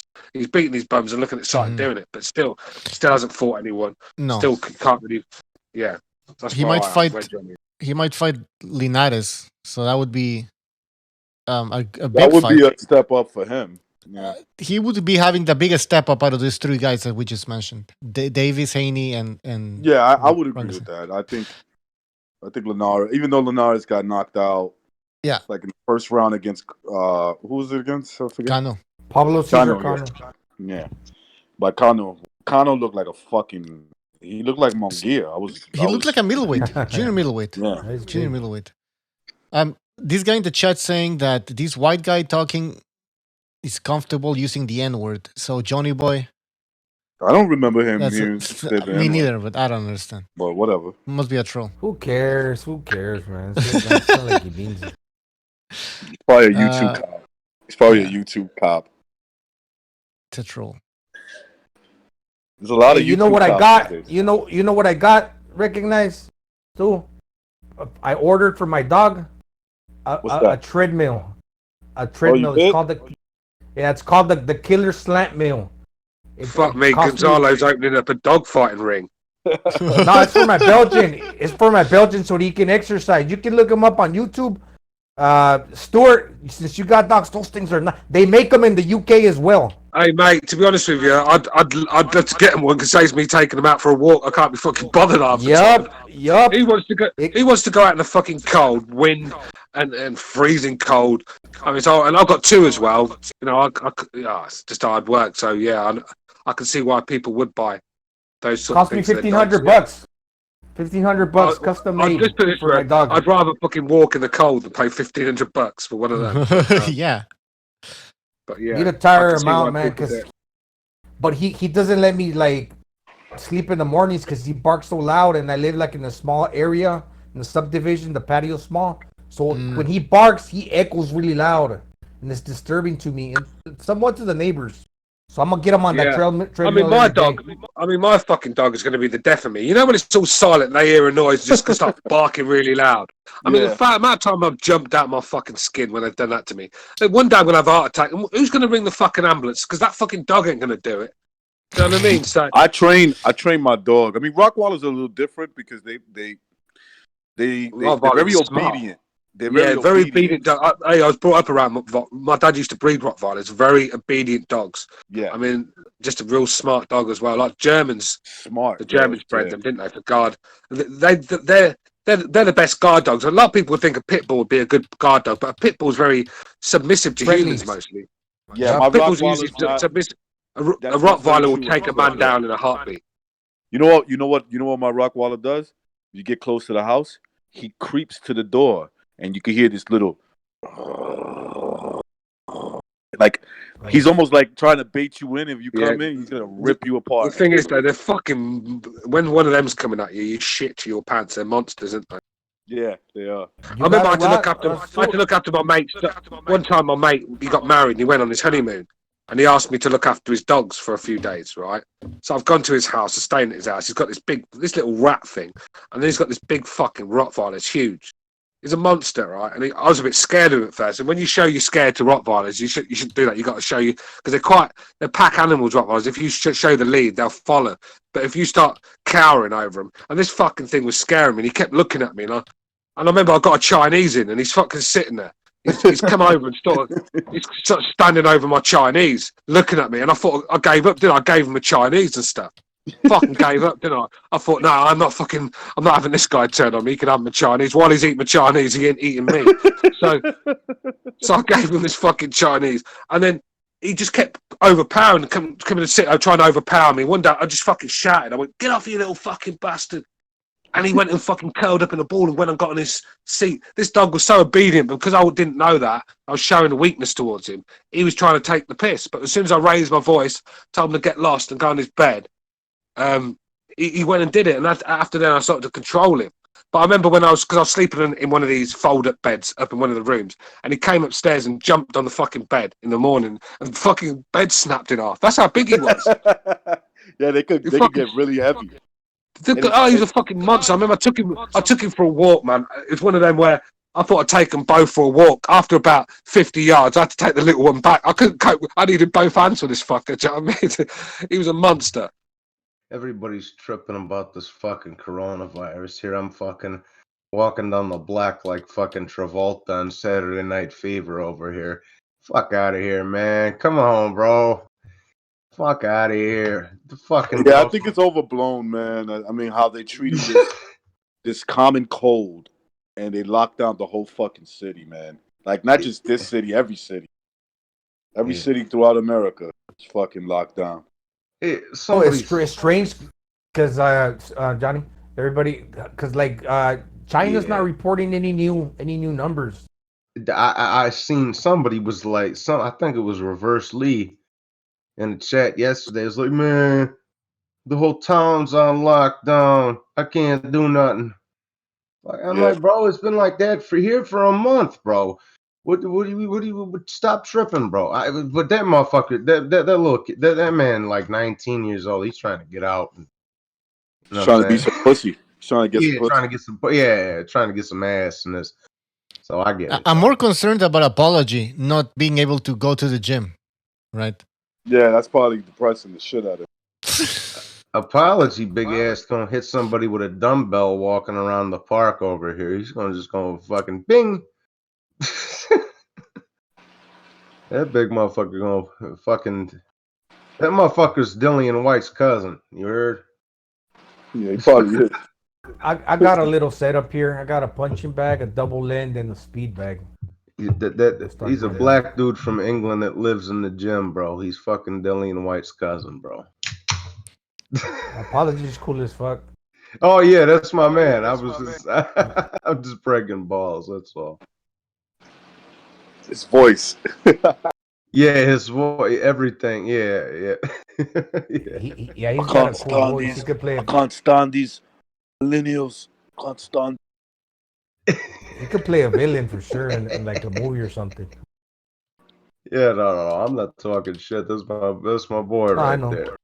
The guy in the chat saying it killed his mate's dad, the coronavirus. So this is listen, it will kill. Yeah. Look, the regular flu kills people all the time. I mean, I feel bad for whoever in the chat lost their, what was it? His friend's Anthony Yard. Well, his father. Yeah, I feel bad for them, but it's like, look, man, let's be honest. If the flu kills people with bad health conditions, when it does kill you, if the overwhelming numbers of people that die from the flu or coronavirus are people that are already suffering from other conditions. Other conditions, yeah. This is what tells me this is definitely a man-made drug. I don't care what anyone says. This is man-made. Whether it's escaped from a lab or whether it's been put there on purpose, I don't know. I don't have the answers for that. But this is a man-made thing. And let's be real, China should have to pay for what they've done. They've caused a lot of deaths, a lot of misery, and they should have to, you know.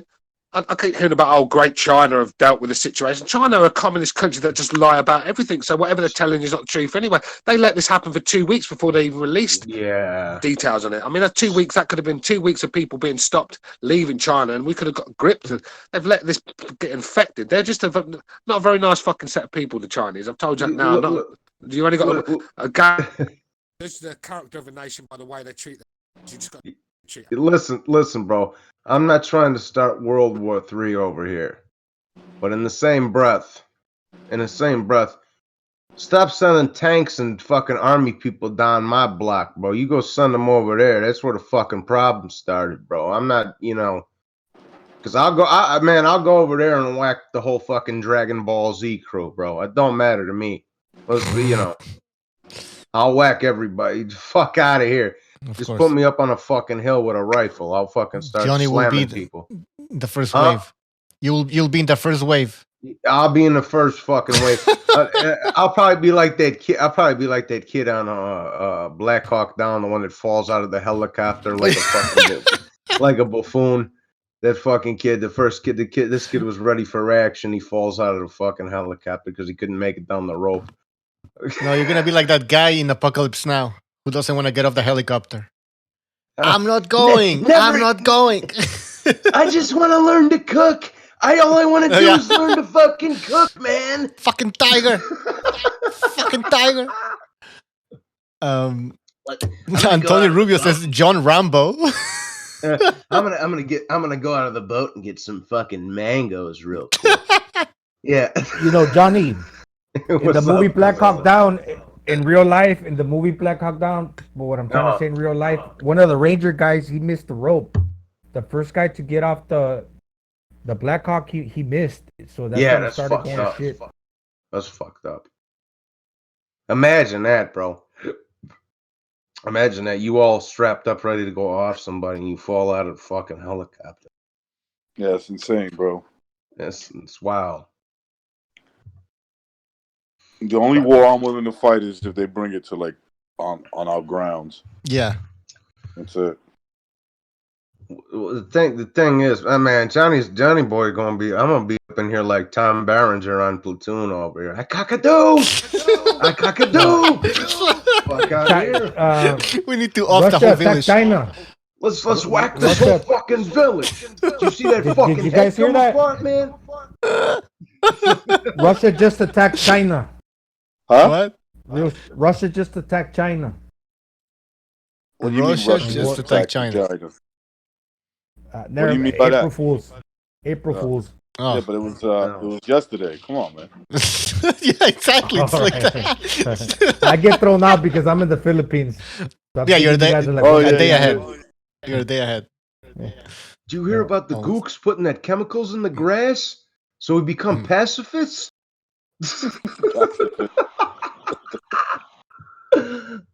I come back and all I hear is Russia attacked China. They ought to. But anyways, it's more I'm like trying to make a big deal because Trump and China will go against America more than likely. Did you guys hear when Trump said when he enunciated the Chinese? He stressed the Chinese virus. Yeah, it was funny. Man, at least he didn't. China virus. The chink virus. He should have said that. Can you imagine? They all forget that the shit lives in America, especially from New York. How dare he? Let's impeach him. Yeah, well, don't they call the Ebola virus the West Nile virus and like some other ones too, the Spanish flu and shit like that? Yeah, the Spanish flu. It's true. The West Nile was the mosquito virus. Oh yeah, that's right. But like the Spanish flu, right? That's from Spain. Yeah, the Spanish flu. So what should we call this? The chow mein flu? Here, you know what I'm gonna call it? China fuck all that shit. General Tao. I'm gonna call it the dink fucking slope fucking chink motherfucking virus. Whoa. Whoa. I'm gonna call it the Mushu effect. He's Tom Berenger. You fucking guys call me fucking Dago and Greaseball enough. I can fucking make a fucking slur if I feel like it. I know, I know. We're just kidding. No, we're just kidding. But here, if you fuckers don't take care of it over there in China, Johnny's gonna be sitting on the fucking wall with a sniper. Well, here's the thing, Johnny. Right in between your fucking dental floss fucking eyes, you cocksuckers. Go ahead. Johnny, here's the thing. China's claiming that they're pretty much under control now, and that their numbers are only going up by 20 a day as opposed to pure bullshit. In 2 days, New York is past China. Get the fuck out of here. You know what the problem is, though, bro? They started it, bro. And they deserve the punishment. Oh, well, New York, listen, I got to say something about New York. New York is a full of shit state. It's just full of shit. The problem with New York, you know, they're like, oh, let's close everything down and take all these measures. But they were taking it lightly. That's from all the politicians, Cuomo included. Okay, they were like, not a big deal. Calm down. Let's not get, we don't need to close borders. We need them open. We need everybody coming here. And, oh well. Shit happens. Recognize, let me ask you this. What's actually like in Ground Zero at the moment? It's just, look, I don't know what it's like in every other city, but it's just a total ghost town. It's becoming a bit dangerous. Let's just put it that way. In certain things, like you got to be careful now when you travel. I've already had my first experience witnessing something like that. I'll leave it at that. And yeah, there's a lot of reports of all these people dying, and there's people that are real paranoid. Have you seen somebody die? Well, I know somebody who died. One person. Me too. He, by where I used to work at, where my headquarters was at, there's a diner not too far from there, and a guy who owns the diner, he died. He's a 59-year-old man, but I heard that he had heart problems. So, yeah. You know what's gonna have here? Just drop me off in fucking China with a fucking gun. I'll start whacking people. Let's go. Fuck out of here. These pieces. I ain't got no kids. I don't give a fuck. Let's go. Do you have a bandana? Yeah, I got my bandana from when I used to gangbang and shit. The blue one. You can make that as a mask too. You know that, right? You say what? You can make that as a mask. Also. Yeah, I got the blue bandana from when I used to fuck with the Spanish disciples, man. Hey, are you gonna go like Rambo style or more stealth like? No, I just want a nice secluded spot on the fucking hill with the big gun, so I can just start. That's all I want.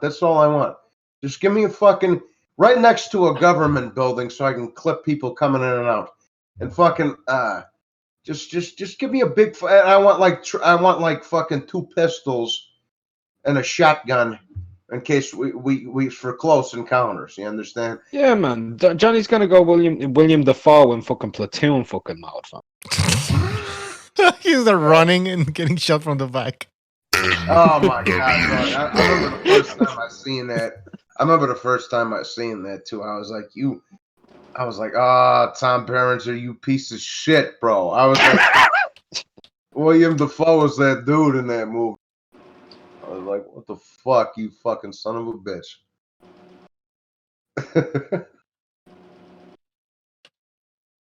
You know the thing I wonder about boxing? So like since everything's suspended right now, are fighters even like training? And like when they say, okay, you guys are good to go. What happens? Do you start training camp and then like you can't really fight until you training? There's some mad echo, fam. I know. Whose fucking shit was fucking up there? Was that Bujo? Yeah, I was trying to play a song, but it's I don't know why there's echo now.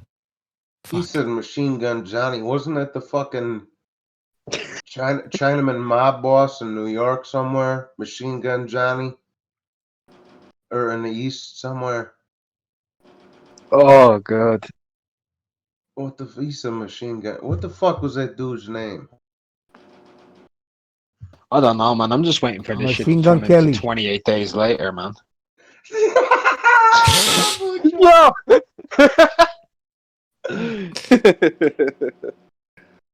It's gonna be Johnny Boy. You know who I am. You know who I am in that one fucking dude. You're fucking Bunny, mate. No. I'm not Bunny. No. You know who I am? I'm not. Cracking skulls and shit. maybe. But here's the. You know who I am in that movie? I'm the fucking kid. The one that with the stick, and he's talking about. I don't know if there's a heaven, but God, I hope there is. And if Elias is there, I know he's up there drunk as a fucking monkey and smoking shit. That movie is fucking amazing, man. I'm gonna watch that movie tonight, man. What movie is that? Platoon, man. Platoon. Oh, that's a brilliant film. That is. Platoon's a classic. Hey, Johnny. Nothing beats you know Full what? Metal Jacket. Nothing beats Full Metal Jacket, though. I actually prefer Platoon over Full Metal Jacket, to be honest with you. But the drill sergeant reminds me of my grandpa, bro. The drill sergeant in Full Metal Jacket reminds me of my granddad. Get your fat ass out of my obstacle course, private pal. You know, Johnny Boy keeps talking about that he wants to go to China, right? So I'm gonna slap the shit out of Jackie Chan. What's up? Oh, fuck. Give me a second. We got a picture of Johnny Boy in China. So we're just going to put that up on the screen. There we go. That's Johnny Boy. Johnny's O'Hara, right? In China, the Dragon, isn't it? That's a cockadoo. Johnny's O'Hara. A cockadoo.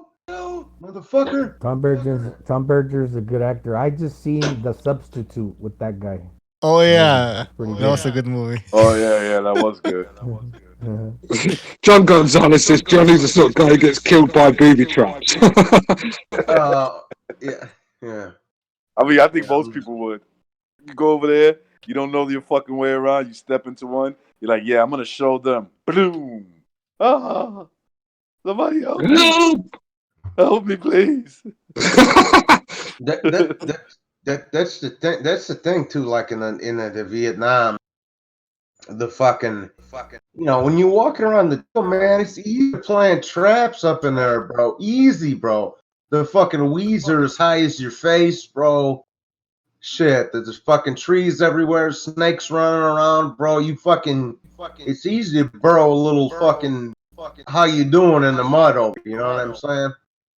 Oh yeah, fuck that war, man. It's not like here. It's not like here we can see one poking out of the front yard.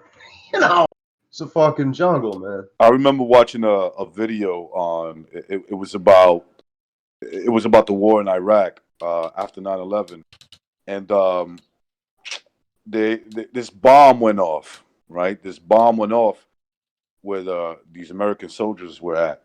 Dude, the agony that this one guy was screaming in, like literally almost brings you to tears. Like eventually I'm gonna guess that guy died, but the pain that he was going through, like the way that shit sounds, and when you're listening to it, it's like shit. That's why I don't like, watching too much TV, watching too much shit on social media. That's all programming, man. It's like. When like this whole thing, I'm trying to bring it to like what's happening right now. When you report all this shit all the time, you report a death. I mean, like fucking 50,000 people, more than that, die a day. Can you imagine reporting that shit every single day? Everybody who died today for what? Car accident, fucking fire, somebody slipped down. There's somebody got hit with a hammer in the head. died. That shit becomes too overwhelming. So of course, when you are locked down and you see this shit every day, people are gonna just be depressed most of the time. You can't watch this shit. This is what they try to do, though, bro. I have to keep away from the mainstream TV now, and they're the worst. Internet. You go on Facebook, you see there's all misery and cruelty just there all the way down your homepage. Then you turn on, even watch a documentary channel during the adverts. You've got they fucking got some guilt trip fucking animal cruelty advert on there. So you're fucking sitting there. Next minute, you're donating to the donkey sanctuary, ain't you? Fine. I mean, just guilt tripping you fucking, and then you see it. Then they're advertising about serial killers and paedophiles. Oh man, just animal cruelty, everything. It's just misery everywhere you go. So it's not good for the mental health. I find when I switched off my Facebook, I felt my life improve a little bit because I wasn't getting overwhelmed by the madness in the world we've got. And with Facebook, you've got people constantly sharing it. I have more compassion for animals than I do people. Okay, I'm like Tony Soprano with the horse. Okay, I don't fucking don't touch. That's why I knocked it. I told y'all this before. That's why I fucking broke that kid's fucking face in Florida when he kicked that cat, bro. They almost sent me to the fucking Broward County with a bunch of trick daddies up in there. Man, fuck out of here. Oh, Broward County. This is a fucking. I remember this piece of shit. Yeah, man. I remember this piece of shit. Yeah. This piece of shit fucking grabbed this puppy. I know to get his girlfriend, because I was there at the time. I know he would have fucking. He's one of them sort of guys that would have hurt that dog to get her. He grabbed the puppy, man. I knew he was going to hurt that dog. Fucking, I went into Usain Bolt mode. Fucking chased after him, mate. Yeah. When I grabbed hold of him, I fucking left him in a heap. I'll beat the shit out. That is one thing about me. I've got a weakness with animals because animals are loyalty. Anything that shows me loyalty, I'll always show loyalty to them. And let's be real, there's not a lot of people that do show loyalty these days. So it's just so this kid. So I was, and I was already down there. The court sent me down there because I had gotten fucking locked up for this other thing. So. I had to complete the program, whatever the fuck. So I was already down there, and the stray cat come up every morning. He said, the fucking thing don't have nothing to eat. He's just a little kitten. I fucking was, breaking up lunch meat for him and giving him a little bowl of water and this kind of that. This kid, fucking Louie, he was from Chicago. He was from Cicero too, a piece of shit. He fucking come over there and just fucking booted him right in the fucking head. And I'm like, you motherfucker. See, because I'm a nice guy, man. You really got to do some outrageous shit to piss me off, bro. I'm a nice dude, man. But yeah, he got fucking he got fucking drilled for that, bro. I fucking broke his fucking couple of teeth, the front teeth there, man. I'm fucking the same, mate. Yeah. I'm a nice guy. Got out the guy that abuses an animal, especially a dog, in front of me on my bad day. They'll get, trust me, God help them. That's one thing I don't. Those are the signs of like rapists, killers, and shit like. Yeah. Like people that abuse animals. Those are the signs of like somebody. Yeah, they start on animals and end up on humans. That's the problem with them sort of people. Yeah. But they're always cowards. They always pick on the weak, don't they? Anyone that hits animals, usually cowards, usually guys are getting bullied at school because they can't fight anyone their own age or on their side, so they pick on weak little animals. But not my sort of people at all. The minute I hear any of my friends would into any sort of cruelty towards animals, then me and him are going to have it on the pebbles. That's a fact. I don't care who they are, how big they are. I just don't like shit like that. I remember. There's no need for it, man. No need for it. There's no need to be cruel to anyone. Look, even picking on people that... Look, some people deserve a good hiding. Some people got just a mouth about them, an arrogance about them, where a good slap makes them a better person. So I get that, but... I can watch someone get fucking... their heads caved in on a movie and not flinch, but if I see an animal getting hurt in a movie, I don't like it. Do you know what I'm saying? I'm the same way, Stu. I'm the same fucking way, dog. Did you get pissed when you saw John Wick 1, Stu? Oh, dude. Hey, mate. What's the one when Will Smith had to? When Will Smith had to kill his dog in is it I Am Legend? Oh man, that fucking broke me. That did, man. A poor old dog. The dog was, how loyal was that dog? And he had to kill it. Remember? That's why I'd never watch that film again. I hate stuff like that. But I'd quite happily see. He got the virus though. I watched Goodfellas about 50 times. Yeah. Dog got the virus. Like, it got the virus too. Human beings and shit. You know? I mean, if we're homies, then you get the virus and you gotta go. You gotta go, bro.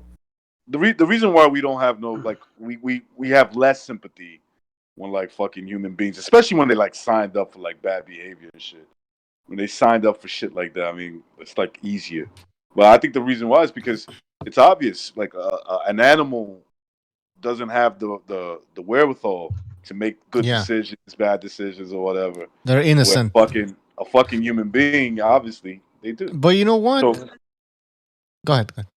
No, but let's say like you and me are kicking it, recognized, and then like I get the virus and I turn into a zombie. But I'll put a bullet. Crazy. Wouldn't you put a bullet in me? Yeah, I would have to. No, but what I'm saying is, you gotta go, bro. You know what scares me? Gonzalo, we've seen you when you're drunk. So what's the difference between acting like a zombie and when you're drunk? I mean, there's not a lot of difference.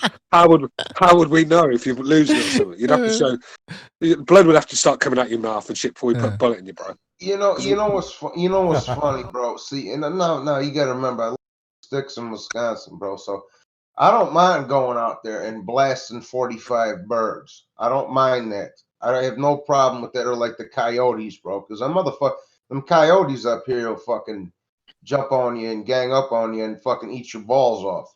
But anyways, I don't mind blasting shit like that. I have no problem with it. As a matter of fact, I enjoy it. But I'm not, when I see like a kitten or a fox or a rabbit, I'm like, I'm not fucking shooting that thing, you know.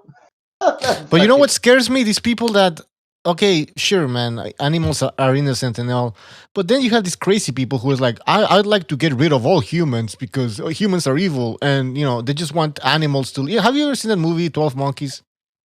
It's got that shit with Brad Pitt and Die Hard. What's his name? Bruce Willis. Bruce Willis. Bruce Willis. Yeah, these people. There are people like that, scientists like that. They just want to kill the humans and just let the world live with animals and stuff like that, man. So that's kind of scary, man. They'll release a virus and kill all humans. Come on. Yeah, like that dumb bitch in Godzilla that wanted to let them fucking big creatures go because. There's a lot of people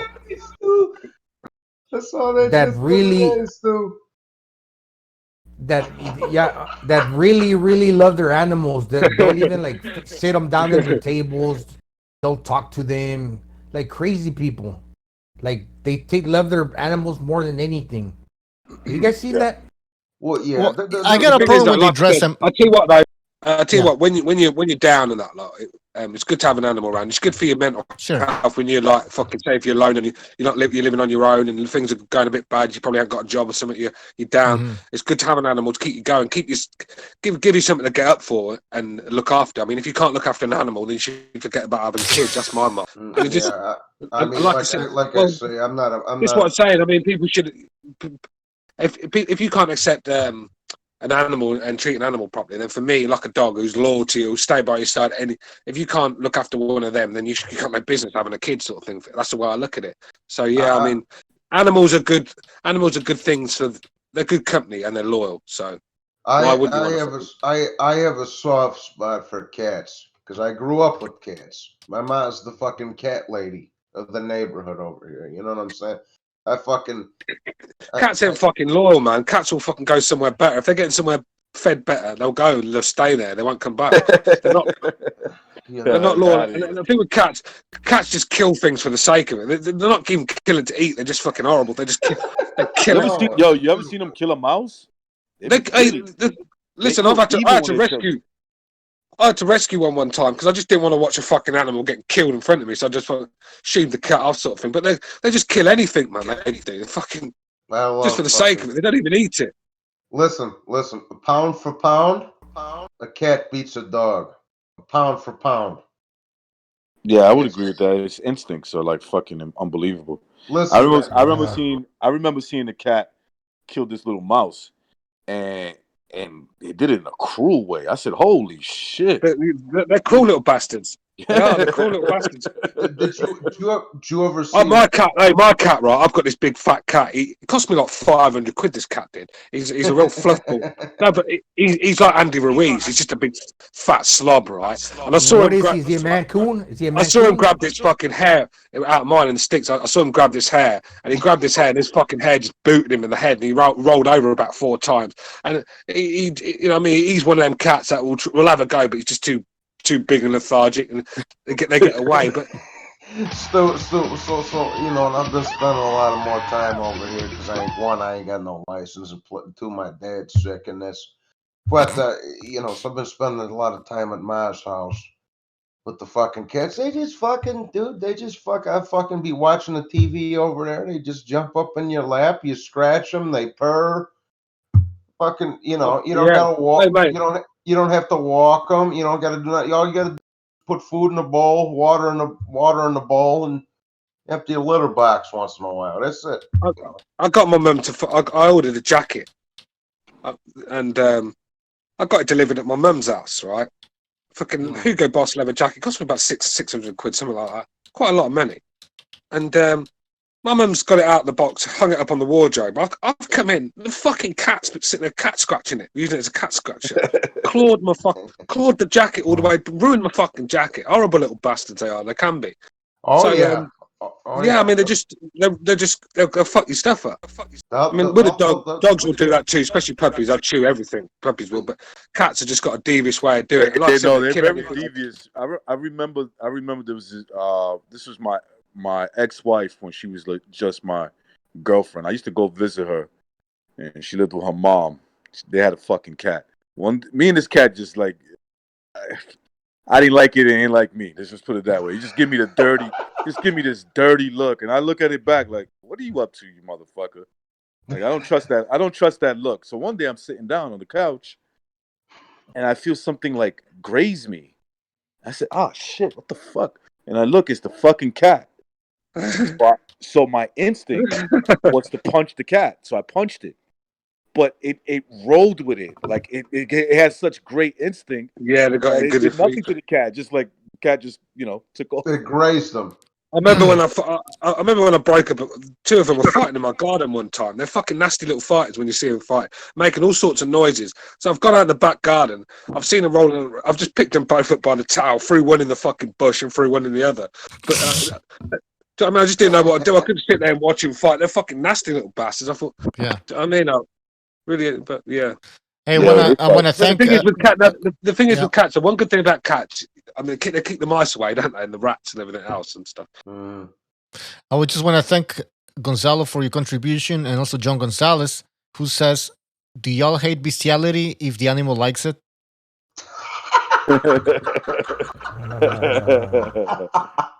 On that note, let's call it a day, Butcho, man. Oh god! You know what? I always wanted a parrot, especially one of those that talk smack. See, the African greys are the best ones to get because they're very smart. Dog, see, I want to buy a bird just so I can stick the 12 gauge right up in front of it and just blast it. I thought you liked animals, Johnny. I hate birds. I shoot birds. What you know? Let me tell you something, bro. Because this is how Johnny Boyle gets down. Yeah, you know when you see a fucking geese or a pheasant walk across the street and everybody swerves out of the way, I speed up and drive towards it. I speed up. I fucking dog. You know how many pheasants I've killed with fucking just my fucking car tires alone? There's fucking corpses rolling down the street as we speak. I fucking I hate birds. I love to kill birds. I can't touch birds because it's just the touching of feathers. I just can't do it, man. But I used to trap them. I used to trap the birds. Where I live, they're always running in front of me on the way wherever I'm going or on the way back. They're always fucking big pheasants over here as well. Fed well over here. They're fucking big old birds, man. So yeah, This will gross you out, but I saw it when I was at 12, 13. You know, I took the scope off of my dad's rifle and screwdrived it to the pellet gun. So now Johnny, little 12-year-old Johnny is out in here in the fucking sticks with a fucking sniper rifle, fucking shooting shit. I whacked this bird. I don't know if it was a dove or a robin. I don't know what it was, but I shot this bird, right? And I had a little swing set when I was a little kid. I had a little swing set. So I whacked this bird, and I picked him up with a pair of pliers and threw him in in the swing set. I came back the next day, and the fucking wasps were eating them.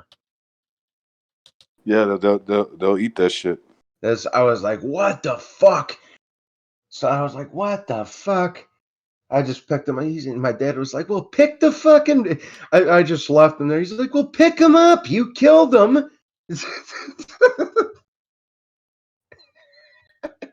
Dude, I remember one time this fucking lizard, right? And I don't know what happened, but it's like in Florida, you see these lizards all like everywhere. So the lizard had like his little leg fucked up, and it was just laying there. Oh man, it was by an ant hole, and damn, the ants attacked him, man, because he couldn't really move. And you just see the fucking lizard slowly dying. I'm like, oh man, this is horrible. So I took the hose, the water, the hose to like hose the grass, to water the grass. I just started like letting it in there and making all those ants pay for it. Like, you motherfuckers, bastards. You bastards just killing this fucking little lizard. John Gonzalez says Johnny Dammer. Because Johnny's a killer. Hey, Johnny, I wanted to ask you, since you are up to speed with like the UFC stuff, if you're listening, why are they're saying that UFC is embarrassing themselves? What are they doing? They still want to make the fight happen with freaking, what's that guy, the UFC guy? Khabib? Kukui with the big ears and what's the other guy? Khabib, yeah, but he don't want to fly from Russia. But what is it? No, okay, yeah. What is it? Dana still want to do the UFC cards or what? I just heard that they're embarrassing themselves. What do you mean Dana wants to do a UFC card over here in America? During the coronavirus. Yeah, he's still insisting. First of all, but I don't know if he changed his mind. It doesn't matter what Dana White wants. It's what the government wants. Yeah, at this point, yeah. He doesn't have control of that. Exactly. So what did he wanted to do? Like if Tony Ferguson wasn't wanting to fight, they were gonna put a replacement. Good luck on that. I would tell Dana White, good luck on that. Let's see if you can convince any city to open up a fight there. Let's see what they tell you. I have a feeling they're gonna say, "Are you on drugs, dude? Like, do you not realize that everything is closed?" Oh yeah, but I can open up an event, why not? Yeah, he thinks he's buddies with, or he is buddies with President Trump. Yeah, President Trump's gonna tell him, listen, you're going crazy. I can't make an exception for you. He must be losing big money that he thought he was getting or something. Who, Dana? Yeah. I mean, people that depend on customers, like customer-driven businesses like boxing, and a lot of people are going to take a little hit. Hey, guys, I'm looking here at how many people died in Canada in 2018 in the month of March. 25,271. All right? Uh-huh. And with this corona thing, 120 people died around that. Right. So it's like out of those 25,271 in March, they would, like 100 would have probably died of the coronavirus as well, right? 150. So it's not compared to how many people die every month, it's not a big deal. They locked the city down for no reason. They locked the world down. Excuse me, the world. I keep acting like I'm talking to like people from over here. They locked it down they locked the whole world down for nothing. Yeah. Crumbling they're crumbling the economy for absolutely nothing. Look, you're in New York, right? I'm in the Philippines. Mark is in Ireland. Bucho's in Canada. Johnny's in the United States. Over here, there's total lockdown.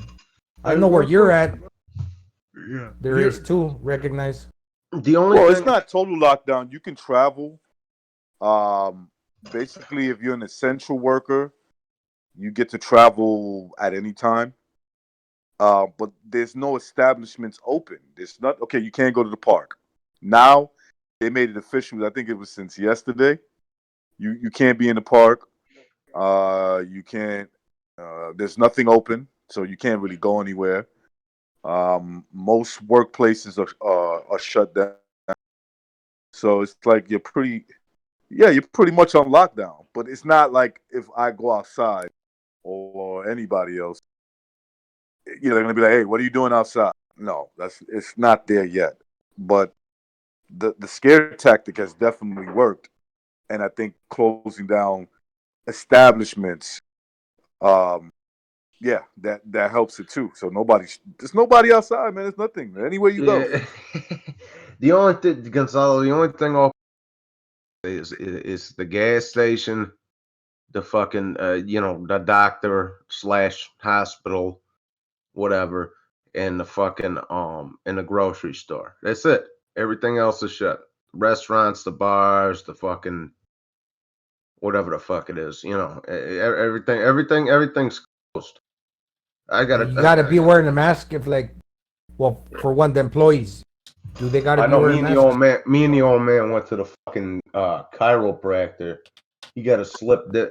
Fucking guy's got cancer and he's got a slip disc in his back. He's fine. I was down there rubbing his back. I'm giving him the fucking death grip for the fucking 4 day the last 4 days. I'm like, Pop, is this helping you? Giving him a fucking nice fucking rub down over there. I'm like, is this helping you? It fucking hurts. And I'm like, oh Christ. So we got into the chiropractor first day. She opened back up yesterday, which is nice. I got my fucking back cracked and whatever. And he fucking he's like, oh my God, I feel 1,000% now.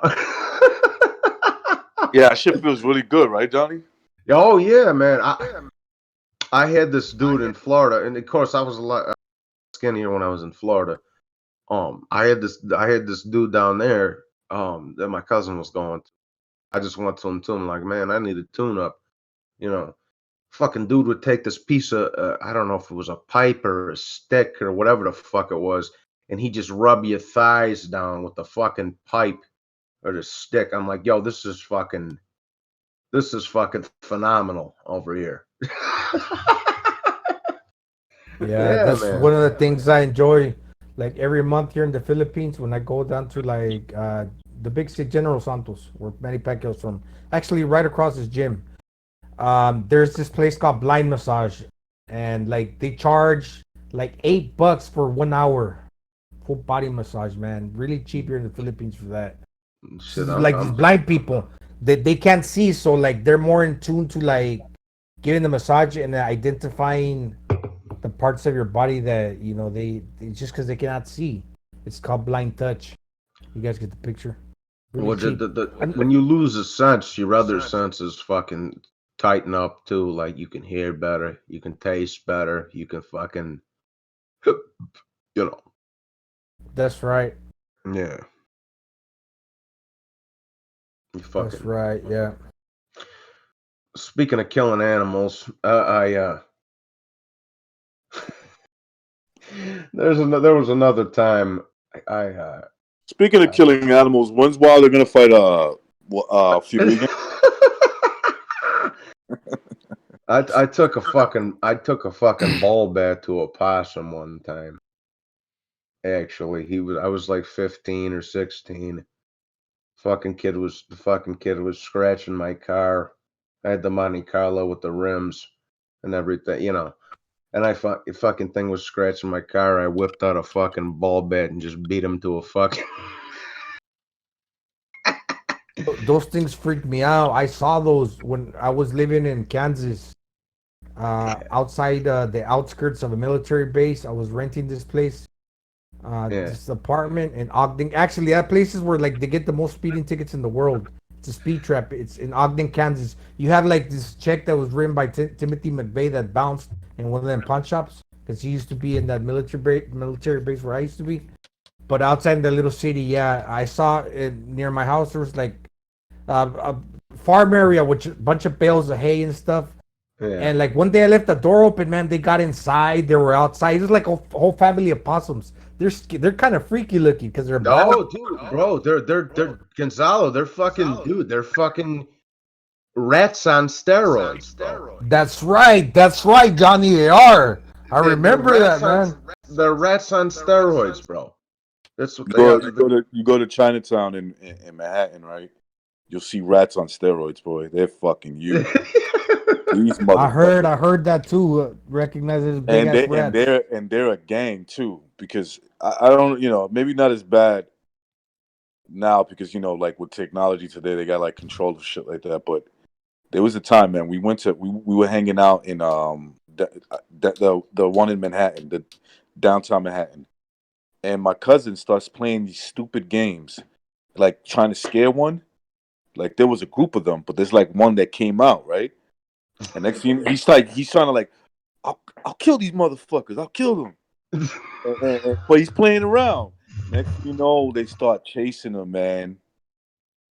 My cousin was out, and you see these little motherfuckers chasing him. But it's like he starts screaming, "Yo, chill. He's like, yo, Frank. Oh shit." We're just telling him, yo, just run, motherfucker, just keep running. Keep running. That's what we can do for you. You know what? I'll tell you what's bad is because I used to do the Simons forums and shit with the concrete and all that. When you're stacking a load of Simons forums, bro, the bees, bro, the bees under the fucking, because you got to remember them things are sitting there for wintertime. Then when it's nice out, you go stack them up and bring them to the job or whatever.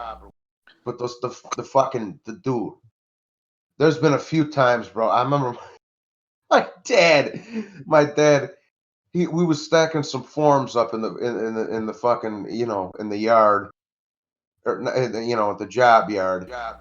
We're stacking fucking Simon's forms up.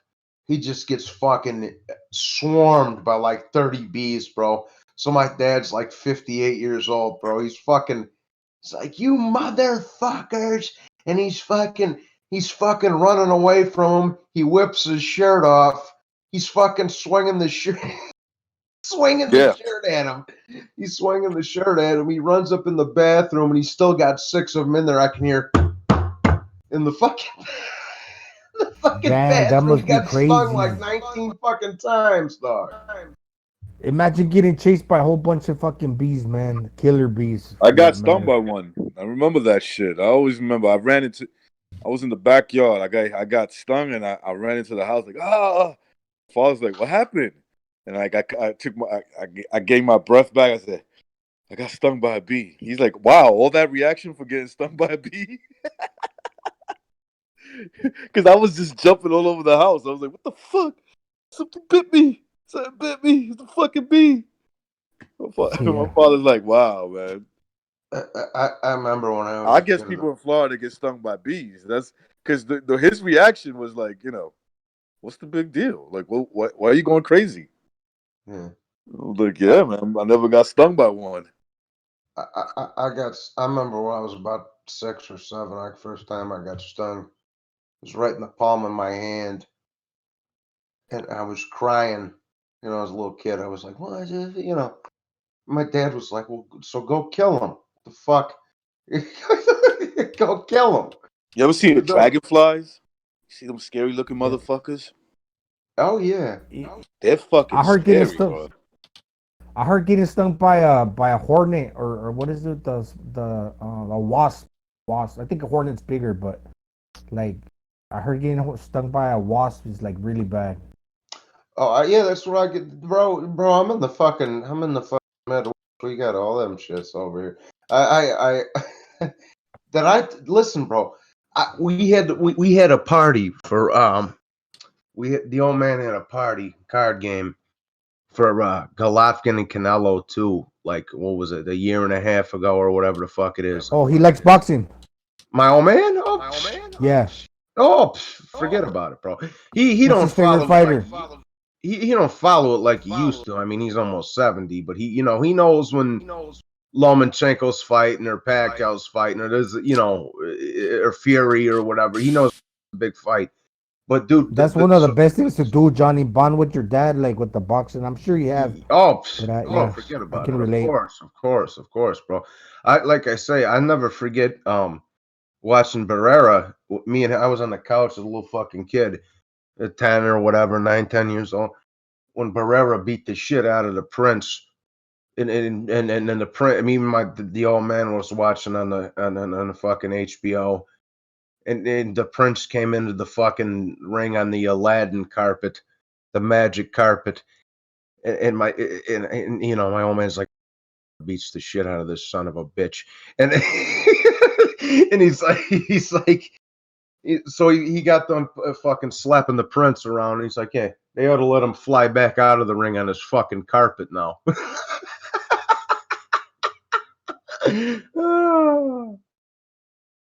I remember that fight too. Was it like 2001? I remember watching with him to the Tarver and Jones too, with the fucking "You Got Any Excuses Tonight, Roy."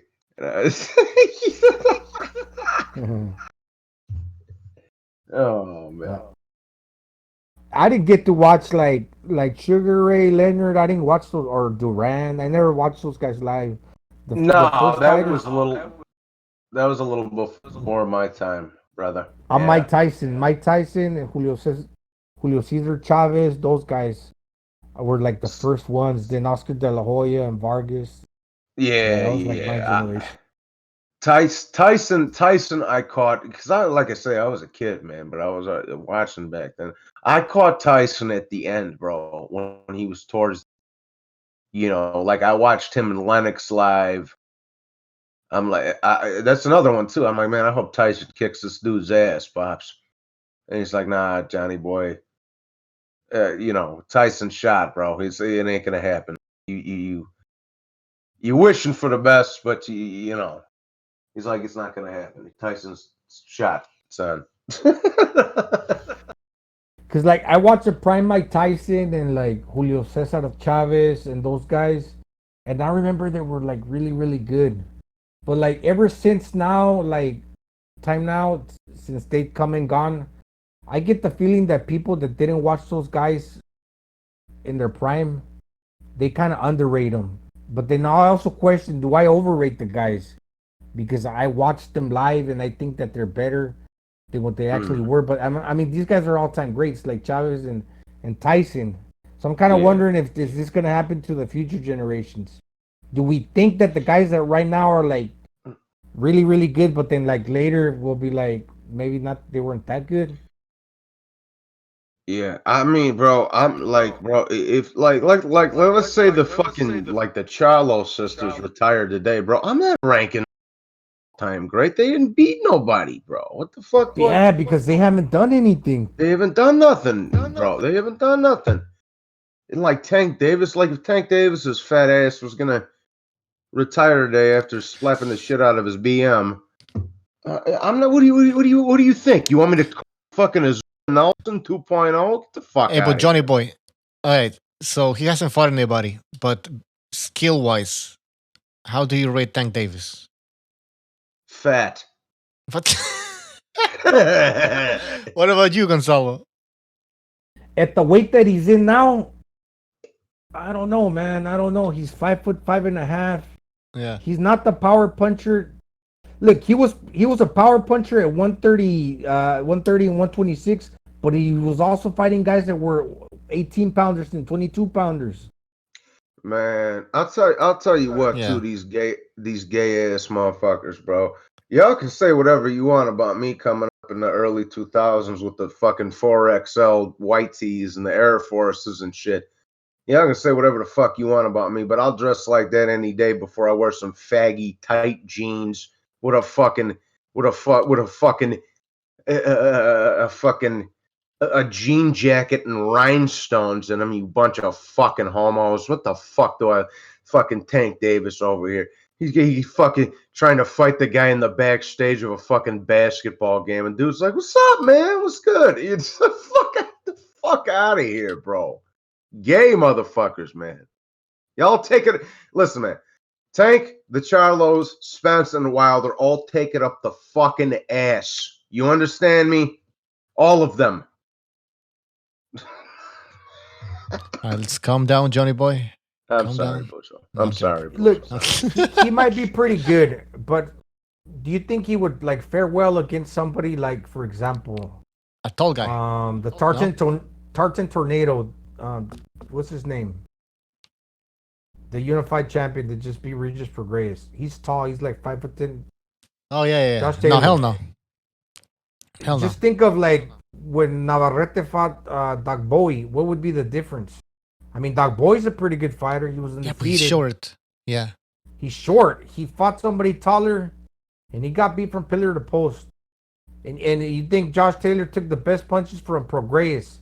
He's 5'8", pretty much what a 140-pounder should be.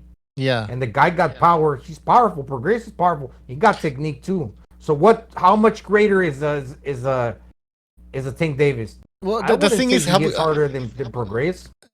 No, I don't think so. And by the way, we haven't really seen Tank Davis's power at 135. He did stop Gamboa, like drop Gamboa, but Gamboa is a small 135 pounder also. He's a natural fucking bantamweight, 40 years old. That's what it is. Let's keep it a buck here. Listen, man. Listen.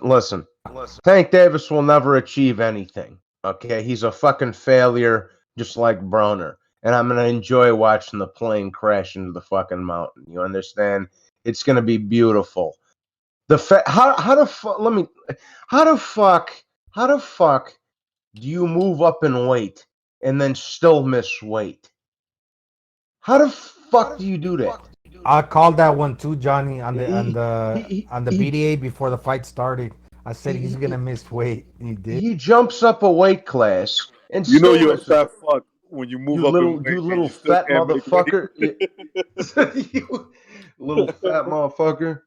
Man, and another thing, bro. Y'all dudes need to stop acting like fucking every dude with a pair of boxing gloves is Jesus Christ who will beat the shit out of everybody. Let the zone have the little pull up. Let's pull up on an internet troll. You ain't seen one of them on me, did you? Nah. Because I'll spit in somebody's face and slap them. So you ain't seen one. What's that? With Danny Garcia goes and visits the fag guy from Starbucks who's working over here, who talked about him on the computer. Oh, you don't see none of them coming over here and fucking talking to me. No. They know better. No. They know better, bro.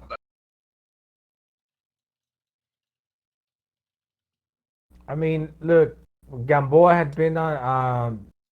He had only been knocked out by Terrence Crawford. He had hit the canvas like 13 times. He got knocked down by Tank Davis 3 times, and I think the referee kind of stepped in early. The guy had like a busted up, torn Achilles heel, man. He couldn't take him. I think Ryan Garcia knocked out. What's his kid? He just fought. Anyways, he knocked him out in the first round. It took him 7. So the guy hit hard, but going up in weight to 135, that power. If he faces Ryan Garcia, it's not like he's gonna blast him out of there. Ryan Garcia's taller, man. He also got heavy hands and he's fast, so that's a pretty Chin on check. even fight 50-50. Yeah, not check, but we'll see about that. Yeah, he probably can take a punch. The window closed for Gervonta Davis to beat this kid, in my opinion, Ryan Garcia. That window already closed, man. He can't beat him now. I mean, I'm not saying Ryan Garcia is a great fighter. I'm just saying, like, size-wise, yes. Yeah, he's a fat, pudgy kid. Mm-hmm. Look, Ryan Garcia was born with way better genetics than him. Like he's a dude that you could tell he could eat. He could get away with it for now, right? Like, dude, Tank Davis is in his 20s, like 24, 25. Gee. And he's got those fat genes, like he's just a fat dude that knows how to throw hands. He's like a fat, short little dude that, you put him in there with other dudes like his height. He's more likely he's going to win those fights, but I think the older Ryan Garcia gets, if he could still make 135 or 140, and this kid moves up, Ryan Garcia beats him. And you know what's alarming too? That comes with the weight gain. If you guys notice the punch count for his fight against Gamboa, he only threw like how many punches? 300, or even less than that, man. It was like a ridiculously low number. Yeah, there's no activity. That's a sign of a guy. That's one thing. If he fights, these names keep escaping myself. He don't fight that often. The guy that he trained his father, Terremoto. What's his name? Bucho. The guy that he's supposed to fight. That fought the Jackal. The Mexican kid. He's 5'7". Santa Cruz. Santa Cruz. Yeah, that guy throws like 1,000 punches per yeah, that's what I'm trying to tell people. Like, I get what they're saying. Oh, Tank is trying to cherry pick smaller guys. I'm like, don't be surprised this cherry pick bites him in the ass. That kid. Yeah, he's never been knocked out either. Yeah, not only that, he just throws punches. He never stops. Like, he just throws a lot of punches. There's more activity coming out of him. I mean, he could beat him on points. So even though I still agree, like it is kind of like a cherry pick, but not a cherry pick that he would definitely win. It's just him trying to move up a guy that naturally fights in one weight class. But I heard Santa Cruz said, "Oh, look, if this fight's going to happen, it's going to happen at 130." So we'll see about that. Yeah. I remember when Abner Maris pulled out. He's like, "Oh hell no." Yeah, Abner Maris probably said, "Listen, you guys are not paying me enough to go fight this motherfucker. This fat dude. This fat dude. This fat weight bully." All right, guys, we're gonna end the show. I think. We'll all right, do brothers. one later on. Stay corona free, man. All right, everybody, stay corona free, and don't believe the hype. Do your own investigation, people. That's right. Don't be sheeps. Don't be sheeps. All right, guys. Yeah. We'll see you probably later today. All right, maybe a second renaissance. That sounds good. I'll take my nap now. Oh, it's time for me to take a nap. What time is it? Yeah. 2:00. Time to eat. Recognize.